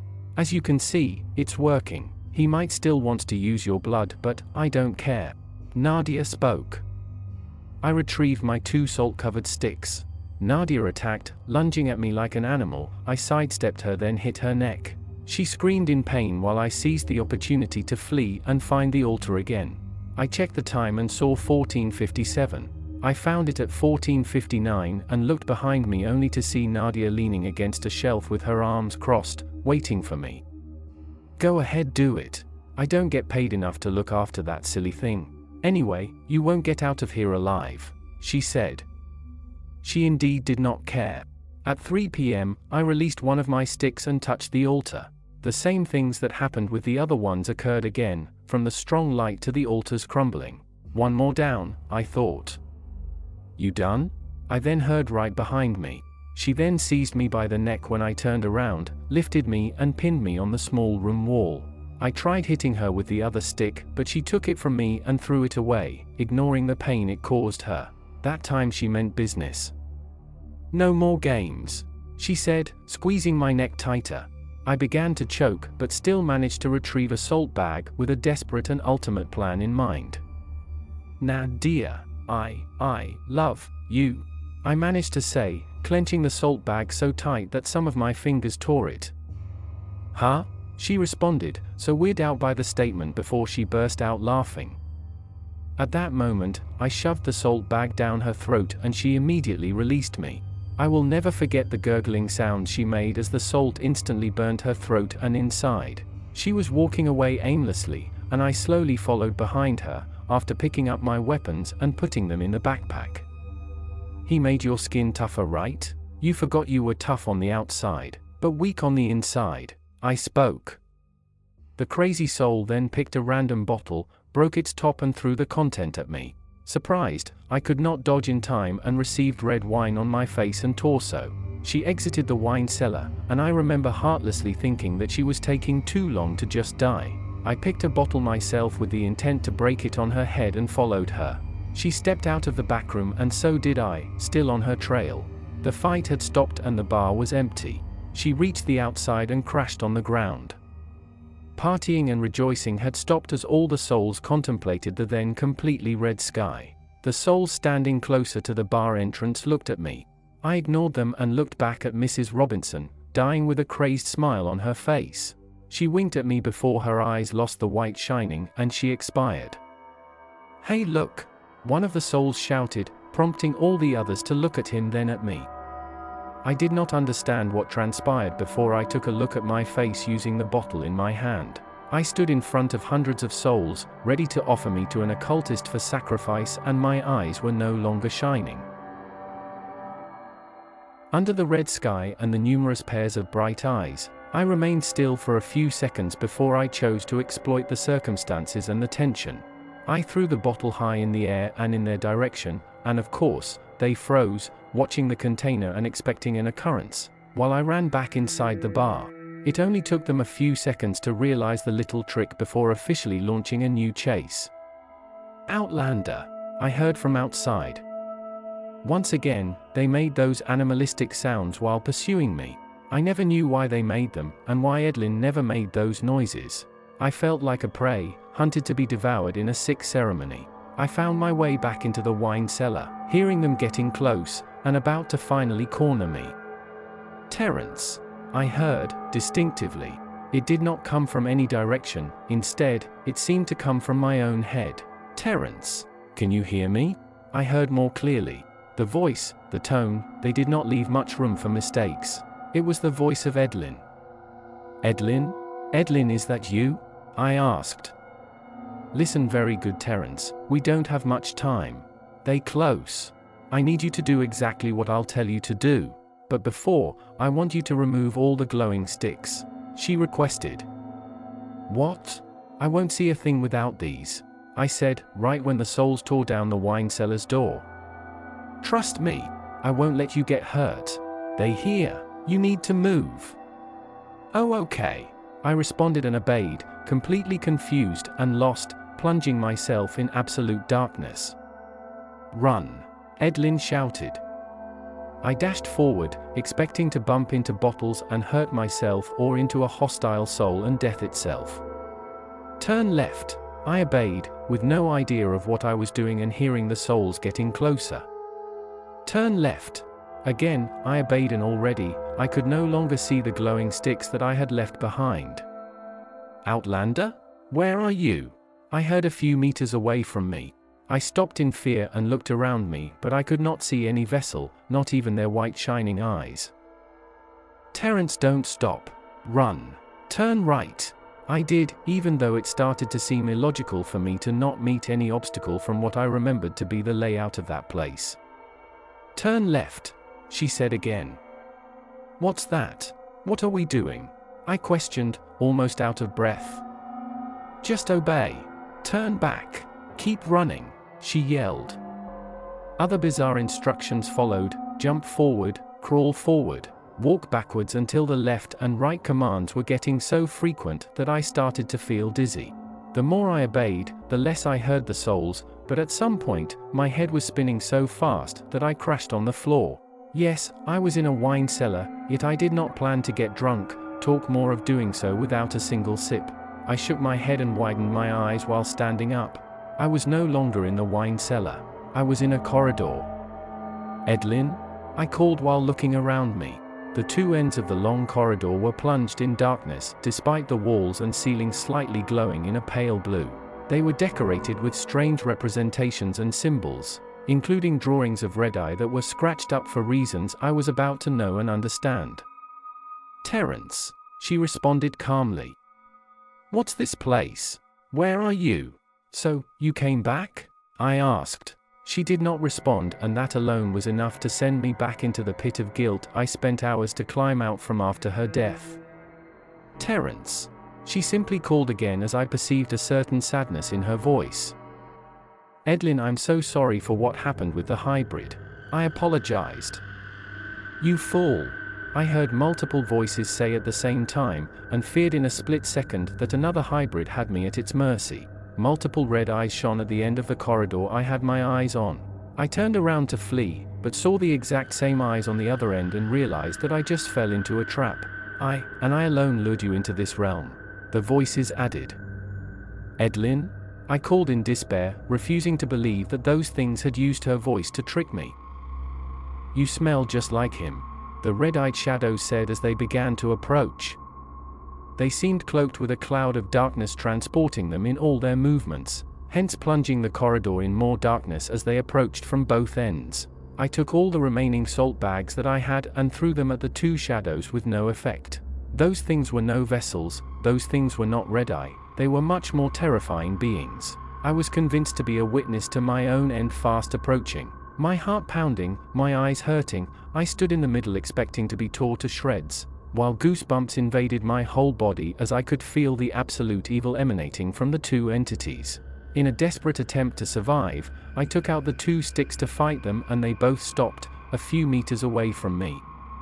It is clear that foolishness runs in your family, the multiple voices said, still speaking at the same time. What's this? What you want? I shouted, trembling and on the verge of tears.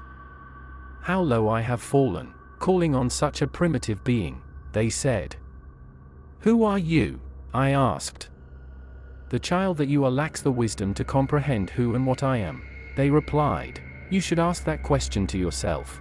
Who are you? They asked back. I'm the Outlander, I answered. The voices burst out laughing at my answer for a very brief moment before regaining their seriousness. I have lived for thousands of years, yet I have never witnessed such profound ignorance. I can understand why he has gone that far to reach transcendence. Your kind is doomed with foolishness and ignorance. Let me enlighten you on what you are and your purpose. They spoke. Why should I listen to you? Why should I believe you? Who are you? I asked, but they ignored my questions. After summoning me, Red-Eye, as that fool prefers to call himself, stole something very precious from me. Since my powers have been limited and restricted to this dimension and this specific part of the underground temple I summoned you in. In other words, since you lack intelligence, this is my prison. If you want to free your people, take the Red-Eye from him and place it back on the statue. Then, I shall do the rest, they said, still referring to themselves as one entity. What? I don't understand, I said. I shall not repeat myself. Not to beings like you. Such ignorant fools, yet so full of pride. You endure a ritual for several decades yet you remain in the same place. You desire to leave, yet you never fulfill that wish. You are oblivious to how Hazel escaped this place and what it actually cost her. They spoke. Hazel? I said. Oh, you barely receive any visitor yet you never wonder the reason why.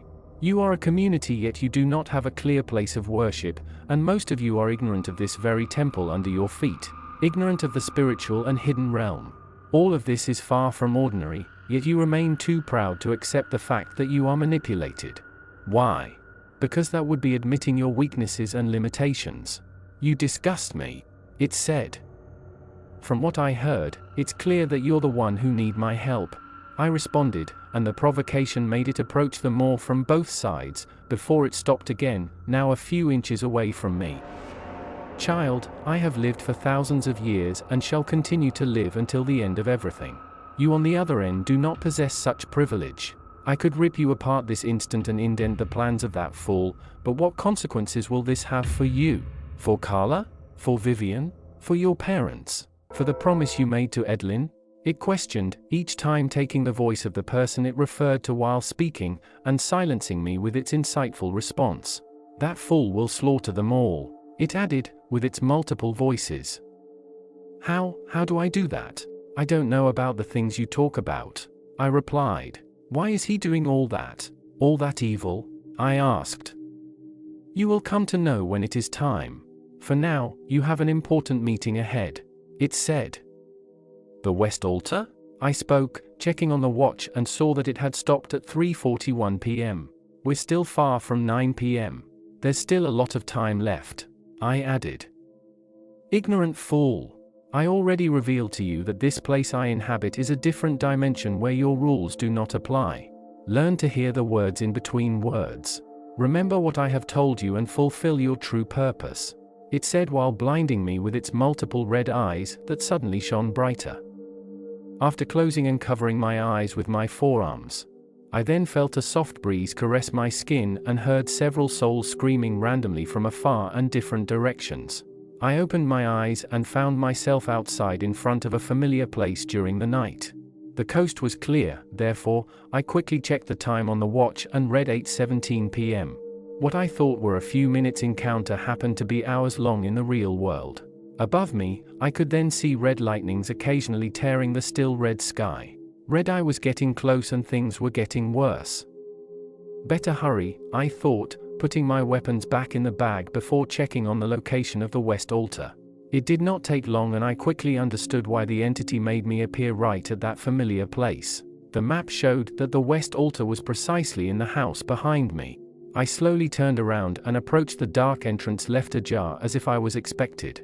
I stood in front of it, overwhelmed by a disturbing mix of dread and nostalgia.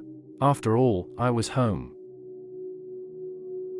The time of my return had come. I stepped inside the house, setting my foot into the darkness that befitted the uncertainty I was getting into.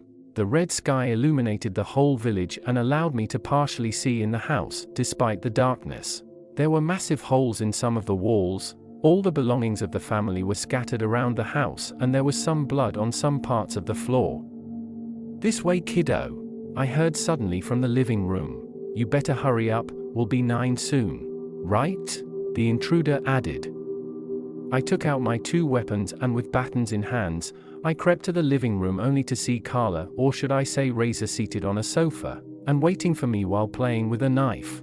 My heart started to race as what I feared seemed set to materialize sooner or later. Well, Terence, looks like we back to square one after all, Razor said, looking around. No more fucking running? He asked, but I remained silent. No? Well, why would you run, kid?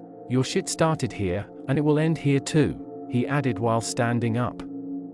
You don't have to do this, there's no need to hurt each other, I said, desperately trying to avoid the impending confrontation. Oh, you right, but that depends on your choice, kid. You know what you got to do if you don't want to get hurt, he said while walking around in the living room. What you got to do to save mom and dad, big sis, he added. And cute little sis, he added with a big smile while placing his hands under his chin and looking at me. He then passed in front of a large piece of the big mirror from the bathroom and I caught a glimpse of his real appearance, especially his massive and scarred muscular arms. I'm also a pacifist, you know. I love peace, I really do. But there's only one way to peace and many other ways to pieces. So Terence, which way it's going to be? He asked, turning to me as he stopped walking. Terence? What the? Is it the only fucking name your parents could come up with? I just couldn't believe it when the master told me. He spoke. Somebody told me yours sounds cliché and stupid, I retorted. Wow, what a clapback. The old man also told me that about you, he revealed. He told me a lot about you and your family, you know, all the juicy details. I mean, look at you, the Outlander himself. Can't believe you kicked the hybrid's ass, even Nadia's. Not Flavio's though, that one's a speedster, and a big problem. Left him locked up there, by the way, never liked him, you should thank me for that. He spoke while I kept on taking furtive looks around, trying to determine the quickest way out of his reach and to my mother's workshop, the only room in the house my sisters and I were forbidden to go to. Edlin told me you a bloody freak, but I just want you to leave my sister's body alone. I spoke. Edlin? Well, did she tell you about this? He said, before lifting his hands up. All the objects around him rose from the floor and started floating, rotating in the air and in front of him. I froze, surprised and defeated while he sent a chair in my direction with a simple gesture. I ducked at the last second to avoid the hit and stood back up only to be struck on the back by the chair as Razor pulled it back towards him. I fell on the floor and started crawling towards the workshop. Come on, Outlander. Show me what you got, he shouted.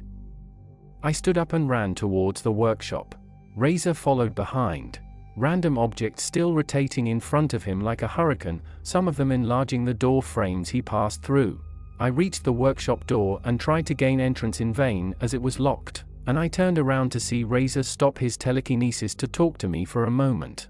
I seized the opportunity to check the watch and read 8:38 p.m. Do you even know the purpose of these altars? He questioned, approaching me with confidence. Don't get close, Razor, I warned. Just get out of my sister, I growled, raising one of my weapons and ready to strike. Oh, you know the name? I'm fucking flattered, kid. But seriously, what will you do with your 2 salty sticks? He asked, still approaching. Razor stopped right in front of me and looked straight into my eyes as I trembled in nervousness and hesitation. Will you just kill your sister? He calmly asked. No, I'll just kill you, I growled, panting and trembling, before I lowered my right hand to hit him on the head but stopped a few inches away from my sister's forehead, on the verge of tears again, finding myself in a dilemma that would surely mean the end for me.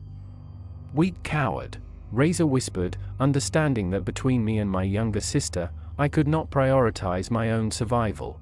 He then chuckled, and with a little hand gesture sent my 2 weapons flying before jumping and kicking me in the chest so hard that I passed through the door. He walked in while I shook my head to chase away the dizziness. I looked up and found myself in a museum of horrors. It was unbelievable that my mother's beautiful paintings, appreciated in the whole village, could be born at such a place. Skulls decorated the walls as well as the altar, with the eeriness of the room amplified by the dim red light from outside coming through its always closed and curtained window, making it seem like blood covered the whole space. Look at it, Terence. Look at its splendor, Razor said. How do you think things ran so smoothly for all of you all these years? You guys are happy. Nobody comes here to steal from you, you all prosper, there's nobody struggling in your community, your lands are fertile like nowhere else on this planet. The altars protect you. The only price you have to pay is a little blood, just like in ancient times, during what you call the blackout. Is it such a paradise you want to destroy? Really, kid? Really? Your master trying to wipe out everyone, and everything, I managed to say, while trying to get back up in pain. You a fucking idiot for believing some mumbo-jumbo out of that witch mouth. Adelaide was loyal, but straight crazy. Even crazier than Nadia. What Red Eye is trying to offer us all is a second chance to life, and maybe a third one after that.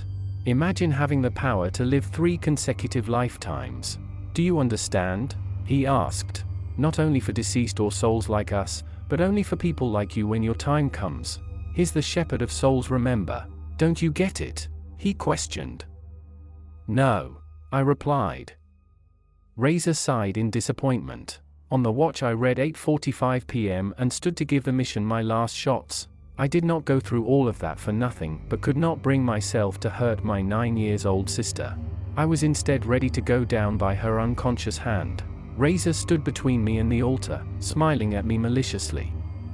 The old man was right about you. You could have been great if only you were one of us. He spoke. Let's play a little game like Nadia would, before we end this, you know. He suggested. Let's see if you can get to the altar before it's too late. He spoke before sitting on the floor in front of me. What kind of sick things did he have in mind? I wondered. The moment I stepped forward, something from outside the room flew through the entrance and crashed in front of me. That was the sick game Razor had in mind. I looked around to consider any option, but could only see skulls. 8:50 p.m., I did not know what to do while Razor kept smiling at me. 8:55 p.m., I tried stepping forward again and he moved a table from the workshop and placed it before me. 8:57 p.m., I started losing my breath at the realization that I was about to fail. Distress, sadness, anger, anxiety and fear culminated inside me until I stopped caring and dashed towards the altar. Razor sent several objects in my direction, including the table. Not knowing what else to do, I just placed my hands forward with the strong will of just shield myself and maybe just push them back. At that instant, the wall behind Razor and the west altar crumbled and got pushed, along with the objects he sent towards me. He himself was pushed at least 1 meter away while I stood immobile and confused. Blood resonance. Razor quietly said, while I recognized my sister's fearful facial expression. I ran towards the altar and jumped over Razor, who curled up in defense. I landed in front of the objective and looked at the time, right when the minute hand hit the number 12. Then I touched the evil object to destroy it. While looking at the light, I could hear Razor prepare something behind me, but for some reason, I focused on the altar until it was completely destroyed. Shit got real, huh? Let's see what you got, Outlander. I heard behind me. Numerous objects were already in front of him when I turned around, and with one swift hand movement, he attacked. I once again put my hands forward, but that time I could only slow down the projectiles. That was just blood resonance, kid. You may be the Outlander, but you not a soul like us. You still no match for me. He spoke. Among the projectiles, Razor's sharp knife slowly made its way towards my left hand, progressing until the blade tore a little hole in my palm. At the sight of blood, he pulled back his knife, caught it with one hand, and let all the other objects fall on the floor. Red, I was right, there's life in blood. Razor said, just like Nadia earlier, contemplating the blood on the knife tip. When he noticed me looking at him, he smiled before he raised his hand towards the window, making it shatter in pieces. With one jump from where he stood, he escaped through the opening. In an attempt to catch up with him, I ran towards the window but stopped in my track when I realized what awaited for me outside. All the souls had gathered all around the house, armed with various weapons, from pistols to axes. I'm done playing with him, guys. Party's over. End him, Razor said, before escaping with the bloody knife.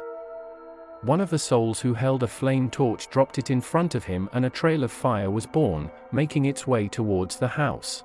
In a few seconds, I heard and saw flames rise all around the residence.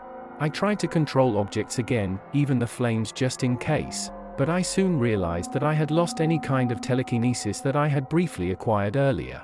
Between the raging fire making its way inside, and the souls waiting for me outside, it seemed to me that there was no escaping a painful death that time. However, an unexpected help arrived, in a form neither the souls outside nor myself could imagine. What place in the house could befit such a painful way to go? It did not take me long to pick the living room, after finding and picking up my 2 weapons. Exhausted, I crashed on the sofa Razor sat on earlier, patiently waiting for the raging fire to consume me. As they went from flames to ashes, I watched many of the family's belongings slowly disappear. It felt disturbing to witness the family pictures on the walls burn, as all of them showed smiles aimed to lie and conceal dark truths that not only plagued our family for years, but also an entire village and many innocent people. After at most 10 minutes inside that hell, I started to cough and suffocate, overwhelmed by the heat and the smoke, while hearing the countless souls outside rejoice to the prospect of my demise. I clenched my weapons tighter the more I coughed, thinking about how I was about to end up fried at the age of 13. This was no sweet fictional story where everything is rosy or ends well. I had failed to stop Red Eye, I had failed to save my family, and on top of all that, I was about to die. How could I win such a battle? After all, was I not just a kid? The question then popped in my mind suddenly: who am I? I remember the shadowy entity asking me that.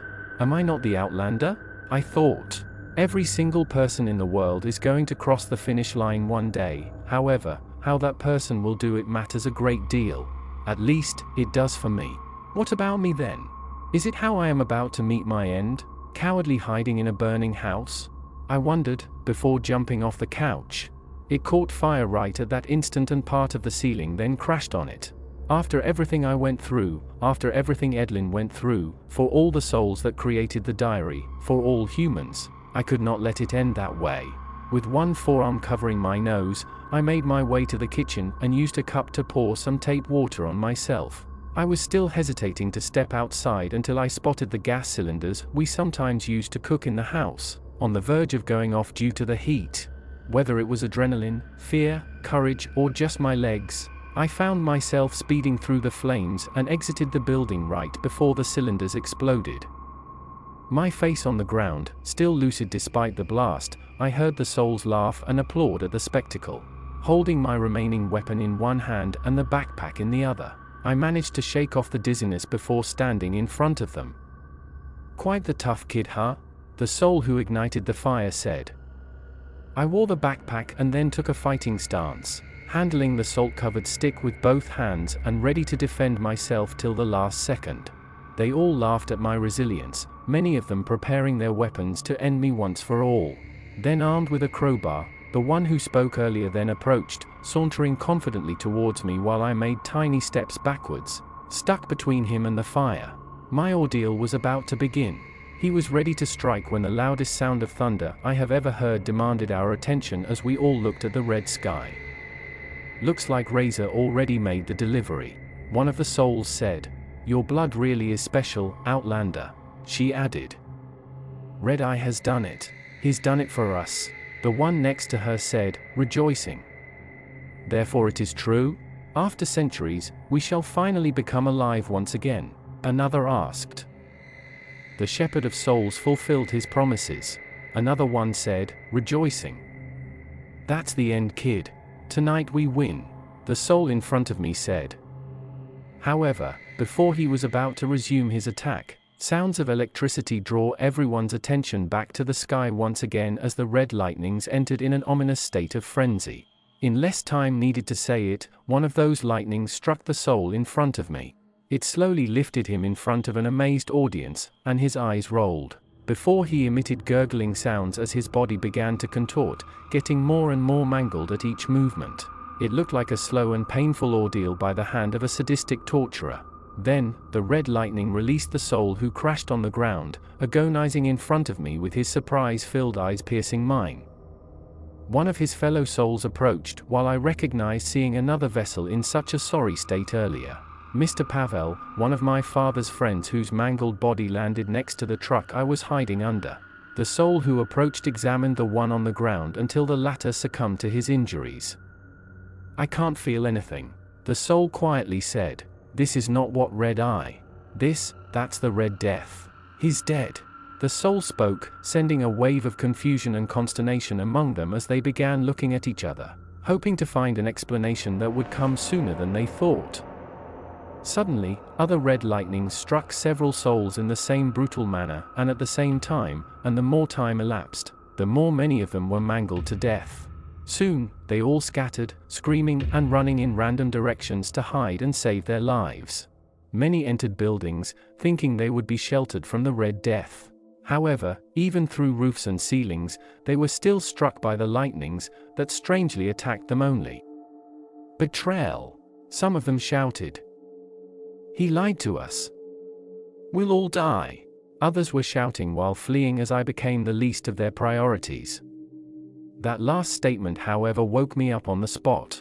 Those bodies, those vessels, they belonged to the villagers, people I knew, people who have seen me grow. Everything I had been doing is for them, for my family and many more. The Red Death seemed to strike randomly yet massively, therefore, every villager was in danger, including my family members wherever they were. In the middle of the chaos, I quickly retrieved the diary from the bag to check the location of the last altar, the root altar, before I started running towards its location, weapon in hand, and through the many souls running around. In my momentum, one of the souls grabbed my arm. My reflex, of course, was to strike him with my weapon, but I stopped in my track when I recognized the familiar face of a well-appreciated villager. Outlander. He only said quietly and just stopped, but his sad and pleading eyes completed what he attempted to tell me before the Red Death took him right in front of me, while I remained unharmed. No, I let out, but I refused to witness his painful death and continued my run, the heart loaded with sadness, worries and anger. Once again, I found myself in a familiar place, at the very center of my birthland, the village square. I stood there, at the exact point where the altar was supposed to be, confused about seeing nothing but some grass and sand. I checked the time to reassure myself, hoping that it was not too late, and read 9:27 p.m. For someone that had to take an altar down before midnight, I really still had a lot of time, but where was it? I wondered. Wait, is it not called the root altar? After all, each of them had a specific name characterizing them one way or another, like all the previous ones being named according to their locations. The root altar was in the center of the village according to the map. And in most cases, roots are located underground, I thought. The root altar, as in the origin of all this mess or the root of the problem. Using my hands and my weapon, I started digging at the location, as fast as I could for at least 20 minutes straight, running out of strength, running out of breath, tired, hungry, desperate, while still hearing the souls and by extension my people dying at the hands of the Red Death. I did not find anything, and I was running out of time. I then got the diary out before frantically and mindlessly pacing through its pages, unable to spot any clue. The screams all around the village nourished the growing frustration inside me, so I threw the diary away before scratching my head, not knowing what to do. As a last resort, I picked up my weapon and ripped a piece off my partially burnt outfit. I folded it and used it to blindfold myself. There was no other choice other than to miraculously remember that strange ritual from earlier. That allowed me to disappear from the wine cellar. Yes, not the most logical or brilliant plan, but that was my plan. You know, I see and hear a lot of people complaining about all the poor decisions I have taken throughout my journey. About me running away most of the time. People think that once they find themselves in dangerous situations, they will have the reflex or the lucidity to do the right thing. That is fiction. It is already hard for adult trained specialists like soldiers, so how about a 13-year-old kid? Therefore, I ran left, then left again and tried to remember the rest, but I was still hearing the screams and the lightnings of the Red Death.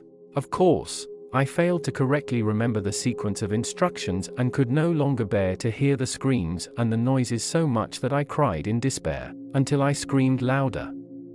Stop, stop, just stop, stop. I shouted while ripping the blindfold off my face with my eyes still closed.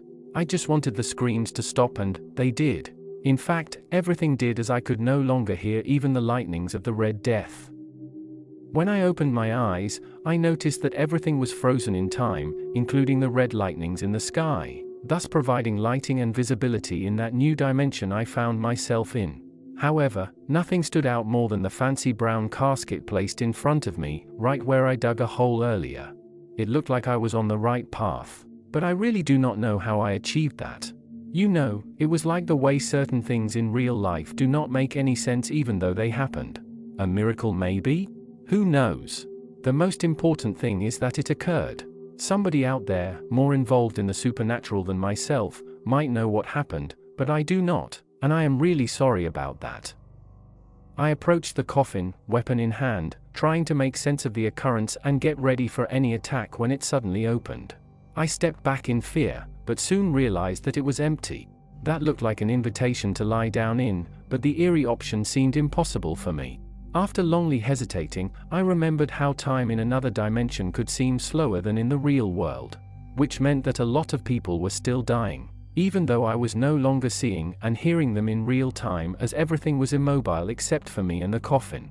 I could not allow myself to waste more time. I sat inside, then looked around just in case, before fully lying down only to see its lid violently slam to close the coffin.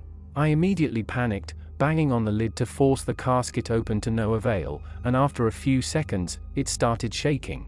The casket shook as if an earthquake surprised me while I was trapped inside, and I screamed and banged throughout the terrifying nightmare until it abruptly stopped and opened. Vomit came out of my mouth at the same time I jumped out of the casket, and I crashed on a clean, sparkling floor. How befitting. Just arrived and already making a scene, a voice said. Long live Red-Eye, master of the craft, shepherd of souls. Long live Red-Eye, master of the craft, shepherd of souls. Other voices repeated. The scenery I lifted my head to behold surpassed my imagination, and still does to the very moment you are reading this. Ancient lit-up oil lamps floated above everything in the large chamber, allowing me to see what resembled a palace throne room with walls covered with ancient colored paintings representing people who could be historical figures. Red-Eye was present, dressed in his ceremonial attire just like earlier. On his left, something disgusting made of slowly moving, viscous, bloody plant roots seemed to crush something red and luminescent trapped in its grip. The two rotting corpses that accompanied Red-Eye earlier recited incantations in front of the altar, with their arms stretched towards it, making its roots slowly grow by the second. On his right, the terrifying stone statue of what I can only call a monster stood tall on several tentacles. It looked like an octopus with countless tentacles, but its head was covered with multiple, protruding, ominous and angry-looking human heads, all provided with faintly glowing red eyes. One of the faces was missing a right eye. On my left, my family members were trapped, each of them in individual cages, hypnotized with glowing red eyes and reciting those awful and undeserved praises about Red-Eye. Seated on a floating golden throne, Red-Eye looked down on me with his expressionless golden mask.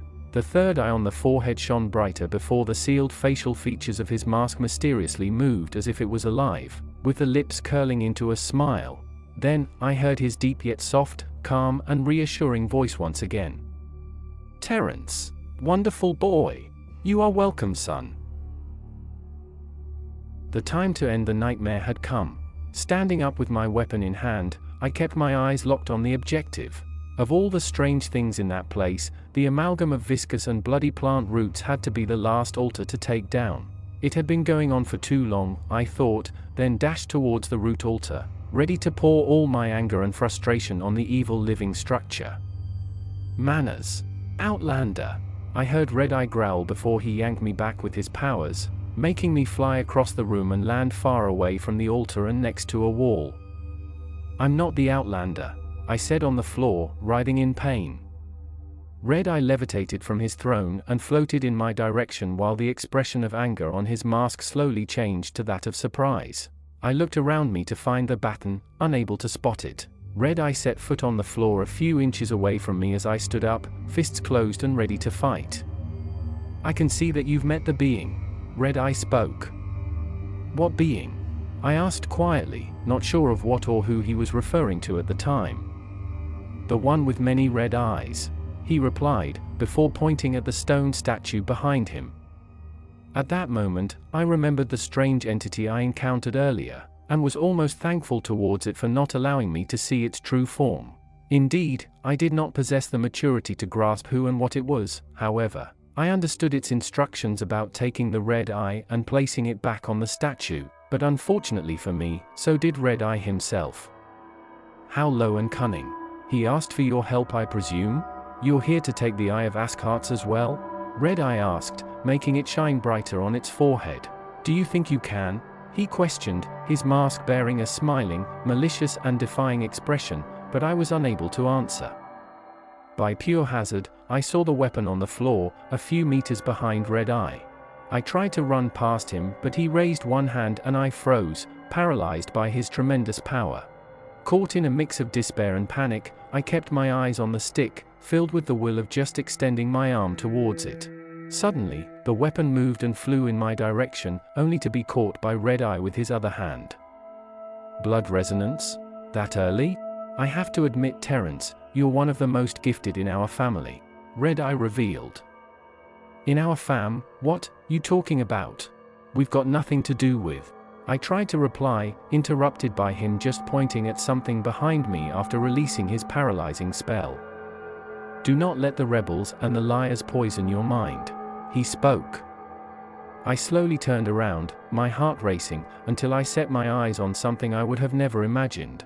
Among what I thought to be historical figures, I saw a colored painting of myself wearing a red ceremonial cloak with the symbol resembling the compass on the chest. Eyes widened in disbelief, I noticed that all the persons represented were people that I knew or that I had heard about. Just like the magma from a volcano, many memories gushed out of my subconscious as a lot of things started to apparently make sense. This might be what Edlin tried to tell me before she died. This is certainly what Askart's meant by "you smell just like him" when I encountered the being, and the so-called blood resonance seemed self-explanatory. Look at it, Terence, you all have always been part of it and will always be. Red Eye spoke. Everything began with those two meaningless peasants, he said, pointing at the painting of a couple dressed in black cloaks. I recognized his two rotting servants that were beating drums at the square, the same ones busy chanting incantations in front of the root altar. After giving birth to me in 1879, they could not see any value in my very being, always pressuring me for everything and comparing me to everyone, he revealed, with his mask displaying a sad expression. Should I feel hateful? Should I feel grateful? I only know that thanks to their hatred, I have found my path and my true purpose, he said, pointing at another painting representing a woman with impressively long dark hair and dressed in a colorful cloak. This is my Aunt Sylvestra, rejected by many just like myself. She helped me forge my path and identity in 1906. The one who taught me how the spiritual influences the natural. Unfortunately, her use of the craft revolved around things that did not align with my vision, Red Eye said. In 1927, after conquering many realms and spirits like Askart's, I became the Great Red Eye and led people to enlightenment and an oasis, free from another war, he added, showing a painting of himself, and I saw what his face looked like at that time. 4 years later, the first harvest occurred, Red Eye revealed, referring to the first blackout in 1931. Harvest? Is this what you call it? I quietly spoke, shaking in disbelief and nervousness. He ignored me, carried away in his revelations tailored to highlight his grandeur, showing me several more ascendants until I saw a painting of my mother Penelope holding 2 babies. From what I saw and heard, I, Terence, the Outlander, happened to be Red Eye's great-great-grandson. In each generation, one member of the offspring was chosen to carry the burden of the cause. Your mother Penelope did it like no other, and she sacrificed a lot for the cult and the accomplishment of the vision. She fulfilled all assignments and tasks, succeeding where many before her failed, and she chose you to become the Outlander. The one whose blood can replace mine, he spoke. Replace your blood? I asked. After assimilating Askart's, his evil nature literally dried me, Red Eye revealed, showing me his forearm under his cloak. His skin looked like dry base rock, testifying of a humanity that had departed from him a long time ago.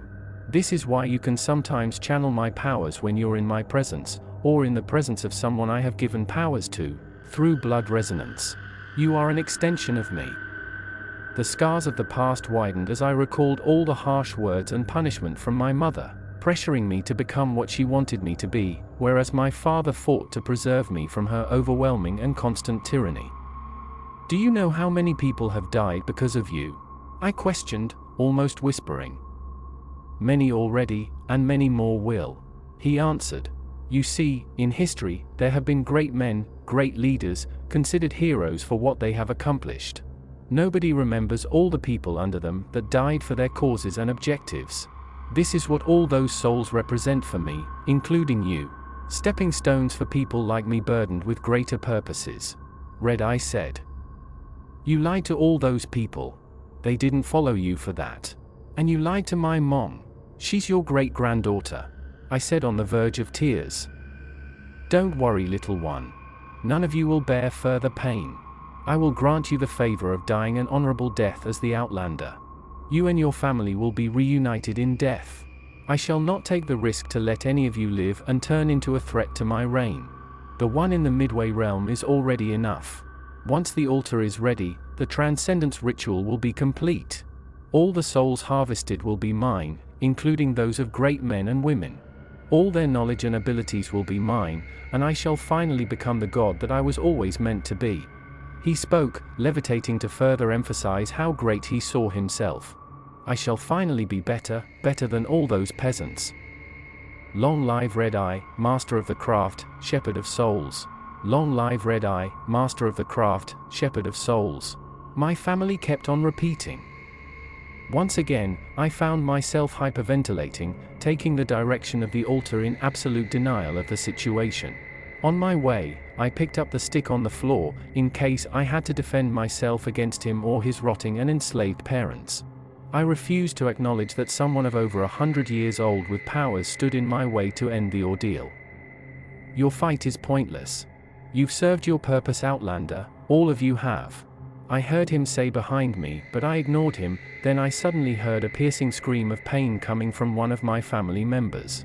I turned around to see the cage in which my father was held, engulfed in flames, powerless to what sounded to my ears like pleading screams. No. No, Dad, no. I shouted, running towards the floating cage and stood below, in tears until the screams stopped, just watching everything burn. Do not worry, son, for you are about to join him soon. All of you will be reunited tonight. Never to be separated ever again, Red Eye said. You're a killer. You're a murderer. I yelled before I started throwing random objects at him, literally anything I could lift, from cups to flower pots. This is my realm, Terence. I'm diminished in the real world because of Askhart's tricks, but here I'm already a god, he said, diverting everything that I threw at him. Your impudence will not save any of you. You're supposed to bow before me, he added, before setting my older sister Vivian's cage on fire with a simple hand gesture. My lips moved, but no sound came out. My legs trembled and I fell on my knees. My eyes riveted on the cage, I watched another person very close to me slowly turn to ashes. And to this day, I do not even remember hearing any scream. Maybe thinking that I just bowed before him, Red Eye floated in front of me, his arms extended like somebody being showered with praises. The moment he landed in front of me, he was no longer out of reach and I charged towards him, screaming in rage like a rabid animal. An expression of anger appeared on his mask before he slapped me with the back of his hand. It hurt so bad that I remember thinking that I would never be able to eat or speak again. I fell on the floor and remained still with my eyes closed. How dare you stain my glove with blood? If you were not the Outlander, I would have crushed you like a pest, Red Eye said. I heard him approach and felt his gaze upon me. I shall fulfill my promise to you and grant you the death of kings, he added, before I felt my body being lifted in the air then placed on his arms. Red Eye sauntered in absolute confidence and triumph, taking me closer to my demise while everything I could think about was the right moment. His arms were busy with the carrying and I could not dream of a better opportunity. I suddenly opened my eyes and with agility, I went for the one on his forehead, the red one. I plucked it so violently that I hurt a few of my fingers against his metallic mask and he immediately released me. The altar lost control as its roots started to move dangerously, knocking away Red Eye's servants. Everything that was floating in the air came crashing down, and the oil lamp started several fires in the room after landing brutally on the floor. Outlander! Hurry, help us! That fucker want to kill us all! I heard Razor shout from his cage. The souls were back to their senses with white shining eyes, while Red Eye, for lack of an alternative name since he had lost it, was screaming in pain and trying to remove his mask. How dare you? How dare you insult a god? Red Eye shouted after he removed his mask. Oh shit, Razor said after taking a look at his master's face. When the wizard turned around to face me, I could see that nothing much was left of the human that was once my great-great-grandfather. His entire bald head resembled a dry base rock, with random human angry faces appearing at different parts of it. Their black eyes filled with hatred testified of the assailant thirst for blood. Tentacles started bursting out of his back as he ripped his cloak off, revealing a torso already covered with other and bigger angry-looking human faces. Nobody can stop me. You will not stop me. I am a god, Terence, prepare to die. All the faces on Red Eye's body spoke. "How about you fight with someone of your size?" I replied. "Miserable fool," multiple voices said behind Red Eye. He slowly turned to face Askart's looking down on him. The time he took to remove his mask had allowed me to give the red eye back to its owner. Just by presenting it to the statue, the eye floated up to the empty socket and all the other eyes regained their vivid red luminescence. "This is not supposed to be, I'm about to fulfill my purpose," Red Eye said, then began reciting incantation, trying to restrain the spiritual being. "Fulfill your purpose?" Askart's asked, the stone-like texture of his skin reverting back to its original viscous and greenish color. "Let me show you your destiny," the monster added. All his eyes shone with a bright red light, and Red Eye started floating in the air. One by one, his limbs contorted, making crackling sounds amplified by his already dried body. I stood in amazement, witnessing Red Eye himself experiencing the Red Death, being broken into several parts, until Askart's released him and his pieces fell on the floor. The monster then turned to the root altar and flew in its direction. I took the opposite route towards my mother and Carla, running through the flames, and reached my sister's cage first. Razor looked at me just like the souls outside in the real world, counting on me for survival. I tried to find an opening to free her in vain, and panic was setting in as the fire spread, when a gloved hand from behind me landed on my shoulder. "Stay back," he said when I looked at him. It was Flovio. "The extra powers are gone, but we can still use strength," Razor suggested. Both Flovio and Razor joined forces to tear the solid cage open, to my complete bewilderment, before they helped and freed my mother in the same way. I then checked the time on the watch and saw that it was stuck on 10:09 p.m. They joined me as I looked at my last target, and we all witnessed Askart's absorbing the large roots from the altar while several of his tentacles mercilessly crushed Red Eye's servants. "Terrence," I heard from Red Eye's pieces on the floor. "Terrence," he called, his voice heavily altered by his agony. I approached, and saw that his head was still alive. "Won't you just die?" I asked. "You've committed a fatal mistake. The girl who escaped was the key. But now, you've freed him.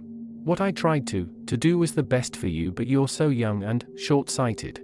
There are too many things you don't know. He will unleash." His last words were interrupted on the spot by a massive tentacle crushing his head. Jumping backwards in fear, I bumped into Flovio and the others standing right behind me. We all looked at the massive being towering above us, its evil intentions aggressively intimidating each of us. I am confident when I say that such a monster full of hatred and evil could be invisible and still scare you by its mere presence, or even kill you with it, and with ease. Askart's let his eyes shine bright, almost blinding us, and spread his countless tentacles, ready to attack. What did I do? Did I really free my village, or did I instead release a villain? Did I create a new threat? If that new threat was Askart's, then I had just condemned all of us to a greater doom. The monster leaned forward and toward us as we stepped backwards in fear. "This fool always spoke endlessly," Askart said before absorbing something out of Red Eye's remains. What you doing?" I asked, trembling. "Don't you have something to do?" he retorted, and I looked at the root altar location next to Red Eye's fallen throne. There was still something standing there despite the roots that the monster had absorbed. Black vapors emanated from all the remains of Red Eye, then merged to form the dark soul of my great-great-grandfather. "My work ends here," the monster spoke. You said you would help," I protested. "Don't be dreaming, kid, those things never help anyone. At least not for free," Razor corrected. "I said that I shall do the rest, which is taking back everything that is mine. Your human woes are no concern to me. I have to go back to the realm of my kind." Askart spoke, then his tentacles wrapped the soul of Red Eye before he flew away, moving in the air just like an octopus swims in the ocean, and disappeared through the ceiling, taking Red Eye's soul with him. I looked at the core structure of the root altar still standing. I did not know exactly what time it was, I did not know what to do, I only knew that I had to take it down. Therefore, I ran towards it and even touched it with both hands. The moment I made contact with the altar, I found myself in a new place, A dark place where the only source of red light came from the platform I was standing on. Calling a platform is just my way of trying to make it as clear as possible. In fact, I stood on a wide-sized version of the red eye's cult symbol resembling a compass. It glowed in red while everything around was totally obscure. The symbol made a lot more sense due to the fact that there were smaller versions of the altars I spent the whole day taking down, positioned according to their respective locations in the real world: north, south, east and west. Each of the altars had a curved column bent to support a statue of Red Eye standing in the middle of the symbol. The statue itself stood on what resembled a cage. I walked around the center not knowing what to do, and approached the cage to see what looked like a small version of the village with little lights like fireflies, all trapped inside. "Help! Help!" I heard from disembodied voices and for some reasons thought about Red Eye pointing out that the spiritual influences the natural. Or in other words, what happens in the spirit realm defines what happens in real life. When I tried to touch the cage, I found out that it was protected by an invisible magnetic force. Therefore, I thought about reproducing what I did in the real world: south, north, east and west, the exact order in which I took down the altars. I touched the south altar but nothing happened, so in frustration, I kicked it and it crumbled, along with its curved column. I did the same for all the other altars until the statue was deprived of support, allowing me to just push it and let it shatter on the symbol, gruesomely reminiscing of what I witnessed earlier. I then touched the cage and it just sort of melted, allowing the village and all the lights to be set free. They shone with a bright white, blinding me to the point of hurting my eyes, and I just sat there, waiting until I could open my eyes again. The first thing I remember doing is hearing the music from an old radio placed at a window of the house behind me. The second thing was the feeling of the cool breeze of the outside, thus leading me to the third one, opening my eyes to see. I remember the stars and the moon, resplendent like on the wallpapers we see on the web. I remember the lights of the village. The lights from the buildings, more beautiful than ever as the electricity had returned. Everyone around me was unconscious and I checked the time to read 11:47 p.m. It was not midnight yet, it was not the 10th of June yet, but the blackout was over. Unfortunately, the sweet realization of the victory soon faded away as screams of terror and distress ushered in a massive period of grieving. The 84th and last blackout was by far the deadliest, with a record of 349 deaths. "Carla? Carla? Vivian?" I heard from a familiar voice. It was my mother. "Mommy?" Carla answered, not far away, making me jump on my feet and run to her. "Don't go to her," I said, retaining my sister to protect her. She hugged me, happy to see her brother. "You?" my mother said. "Don't come close to us," I warned. You're not dead? So he failed?" She wondered, and could see in my eyes that I knew. "Terrence, it's Mommy," Carla said. "Don't go to Mommy, Carla, she's evil," I said. "No, look, it's Mommy. What you doing? Where's Daddy? And Vivian?" she asked, shattering my heart for the umpteenth time that day. Penelope then made the first strides toward her escape after realizing that her cover was blown, ignoring the desperate cries of her youngest child as I retained my sister. It was not the moment to go after them just yet. The same night, my sister and I settled in Adelaide's house because I needed to watch after her and the evidence. And because, well, our house was destroyed. Right from the following day, when authorities were again able to operate, I explained and showed them everything that I could. Of course, there are many things that unfolded from there, so let me just fill you in with a few I think you might find interesting. After my revelations, the village population was split between those who believed me and some others still skeptical. My mother was the only surviving cult member devoted to Red Eye. All the valid men volunteered for her capture, and they found her at the outskirts of the forest, trying to perform a ritual. After the diary that I had lost was found by one of the villagers, further evidence emerged against my mother, and she was thrown in a heavily guarded cell immediately after her trial. To avoid anyone to be manipulated by her cunning nature, I am the only one allowed to visit her alone without escort. For everything that I had accomplished as the Outlander, Carla and I were given a new house, despite the fact that all the calamity arose from our family.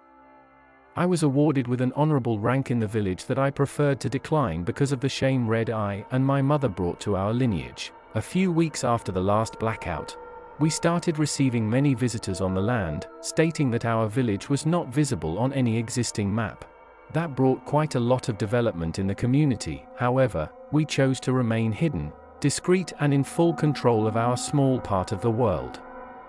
In 2021, after the village, Carla and myself reached a little bit of stability. I went on an important trip to fulfill my promise to Edlin. Thanks to the diary, and what I helped her with in writing, I could trace her parents' address all the way to the United States. The moment I stepped into their house, after pretending to be some sort of medium, I could see pictures of her with a heartwarming smile and her preference for the green color. However, what mattered for me the most are the tears of joy they shared when they recognized that the note I gave to them truly came from their daughter, as it contained information only her and her family knew. People that are separated because of death indeed still have many things they wish they could say or share. Upon leaving the house, on my way to my requested ride, I saw a great green macaw land on their mailbox, a few meters away from me, before flying high in the sky, making me smile and wave Edlin goodbye one last time.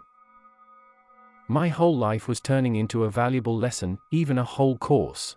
From the blackout to its end, I had to grow up fast and eventually became my sister's guardian and only sane family. How the little things can have such impact on the world. Some parents fail to recognize the value of their own child, then that child sinks into a deadly megalomania and delusion, in turn failing to recognize the value of every single life around him. Many lives destroyed, many lives wasted because of the pain. I am grateful for still standing, trying my best to escape a destiny that was almost forced upon me, instead of just letting me find my path. I always wonder what would my life be if my great-great-grandfather did not do what he did. At least, I did find a path, despite the storm. I do not believe to be the outlander, no. I refuse to let Red Eye, his cult, or even Ascartes define who and what I am. Before the resolution of the blackout and after its definitive stop, I stand in between. Yes, I am the bridge between the old world and the new world, between the time of war and the time of peace. At least, that was what I thought. As soon as I returned to the village a few days later after my trip, I was hit with a really worrisome news. Someone in the village had stolen all Adelaide's witchcraft books. The same night of my return, I dreamed about myself lying down and stuck on my bed as if it was some freaking sleep paralysis. In the room, there was a girl using blood on her hands to write things that I was not able to read. The moment she spotted me looking at her, she approached. "You're here," she whispered. "Who are you?" I asked. "Shush. Not too loud, he'll hear you." "What's going on? How did you get in here?" I asked again. "How did you get in here? This is not your home, I mean, not exactly, this is the Midway realm," she revealed. "What? Why I can't move? Who are you?" "Terence, it's me, Hazel. Don't you recognize me? I changed that much?" "Hazel? You've done something wrong. Very wrong. You've freed him, and now I can't control him anymore." "What? Who?" I questioned. "Twin," she replied. "Twin? Look who's here, Mommy's favorite little baby," a male voice said from behind the door, making Hazel gasp in fear. "Hurry, Terence, please. You gotta find me, you gotta find him, before it's too." She could not finish shouting. He crushed the door into several pieces with a bizarre power that emitted a green light, not allowing me to see him properly, and he sent all the pieces in our direction while Hazel screamed in terror. I jumped in my bed, waking up, and immediately gasped in fear myself when I saw all the walls, the floor, and the ceiling in my room covered with distress messages written in fresh blood. Streaming down, "Help me, save me, find him, find us, Midway realm, hurry." They were everywhere, and the door and windows of my bedroom were wide open. I checked the time on the same mechanical watch from the blackout that I still have to this day, that I still wear almost all the time, and read 2:26 a.m. I did not wait until morning and dashed to my mother's prison cell. It was only my second visit to her in 6 years. I stormed through the facility entrances, startling a few guards sleeping on duty, and found the lady dancing in her cell in the middle of the night. "Oh, Outlander, my son. Hello," she greeted gleefully when she saw me. "Who did I free?" I questioned. "So you've finally seen him? Oh dear. I told you that the sky was about to get darker for you. For all of us, by the way." She spoke. "Who did I free?" Red Eye said the same thing before he died, and I know he wasn't talking about Askharts. "Who's that guy? And what's his business with that Hazel girl?" I asked. "I won't say anything about Hazel. I've never been a gossip person, you know. Her parents should have known what they were getting into when they chose to make her escape the village. Everything has a price, a soul for a soul," she replied. "For the last time, Penelope, who is he?" "So you didn't recognize him? That is so awful. Does he care? I think not. He'll soon be here anyway. First, he'll come for me, then he might go for Carla and keep you for the dessert, before crushing everything and everyone." "Who is he?" I shouted, shaking the bars of her cell. "You always lacked manners and brains," she said, after sighing in disappointment. "After everything that you've seen and heard, you still need to be lectured." "Fine," she added, suddenly standing straight. "This is how an Outlander is born. You're the only one that have existed. I gave birth to you, and I'm so proud of myself for accomplishing such a task. Even though you're such a disappointment. Do not test my patience," I warned. "I guess you should know. In an offspring from our bloodline, one sibling is chosen among others and the rest has to be sacrificed. The chosen one, myself in this case, undergoes a series of ritual each time she has to give birth, or each time he has to impregnate if he's a male. If there's one baby at birth, the ritual is a failure. But if there are twins, the ritual is a success, at 50%. The chosen sibling still has to make a difficult choice. One baby has to be favored, and the other has to be discarded and locked away, somewhere, very dark," she revealed before pretending to hold two babies, and I remembered the painting of her holding two infants I saw in the realm of Red Eye. What did you?" I tried but failed to speak. "Terence the Outlander," she said, looking at her right arm. "And Lawrence, the outcast," she said, looking at her left arm, then looked at me with a smile. My heart racing again, I almost fell trying to put distance between that evil woman and myself, under the guards' appalled looks following her gruesome revelation. She laughed behind me, rejoicing at the prospect of a new threat looming over us all, saying that the rejected son was on his way home, lusting for blood. Will all this nightmare have an end? I stepped outside trying to breathe after she crushed my heart one more time with one more evil deed. Neither the stars nor the moon were visible that night. She and Red Eye had told me the truth, the sky was indeed getting darker. I would like to thank user Angel M. Zeal, one of No Sleep subreddit, for their wonderful and dark story of Terence and his village's yearly episode of Blackout and its dark history. Who is his twin, Lawrence? Where is he, and why is he an outcast? What will happen to their family knowing about their peculiar lineage? I know that there must be a new story that revolves around this mystery. We might need to catch up on how did Hazel ended up on the place where Terence met her. Well, did you enjoy the story in all its glory? There is more to come. Subscribe to our channel and share it with your friends who might enjoy my content. If you got hooked up with this story, kindly hit the like button and share this content. Do not forget to turn on the notification bell so you'll receive all the future content we'll share with you. Comment down below on what you think about this story. There might be others who has the same thoughts as you. Thank you for supporting us in this endeavor. I hope you won't get bored by our work. This is the Double Dutchman. Until our next episode, we'll spook you there.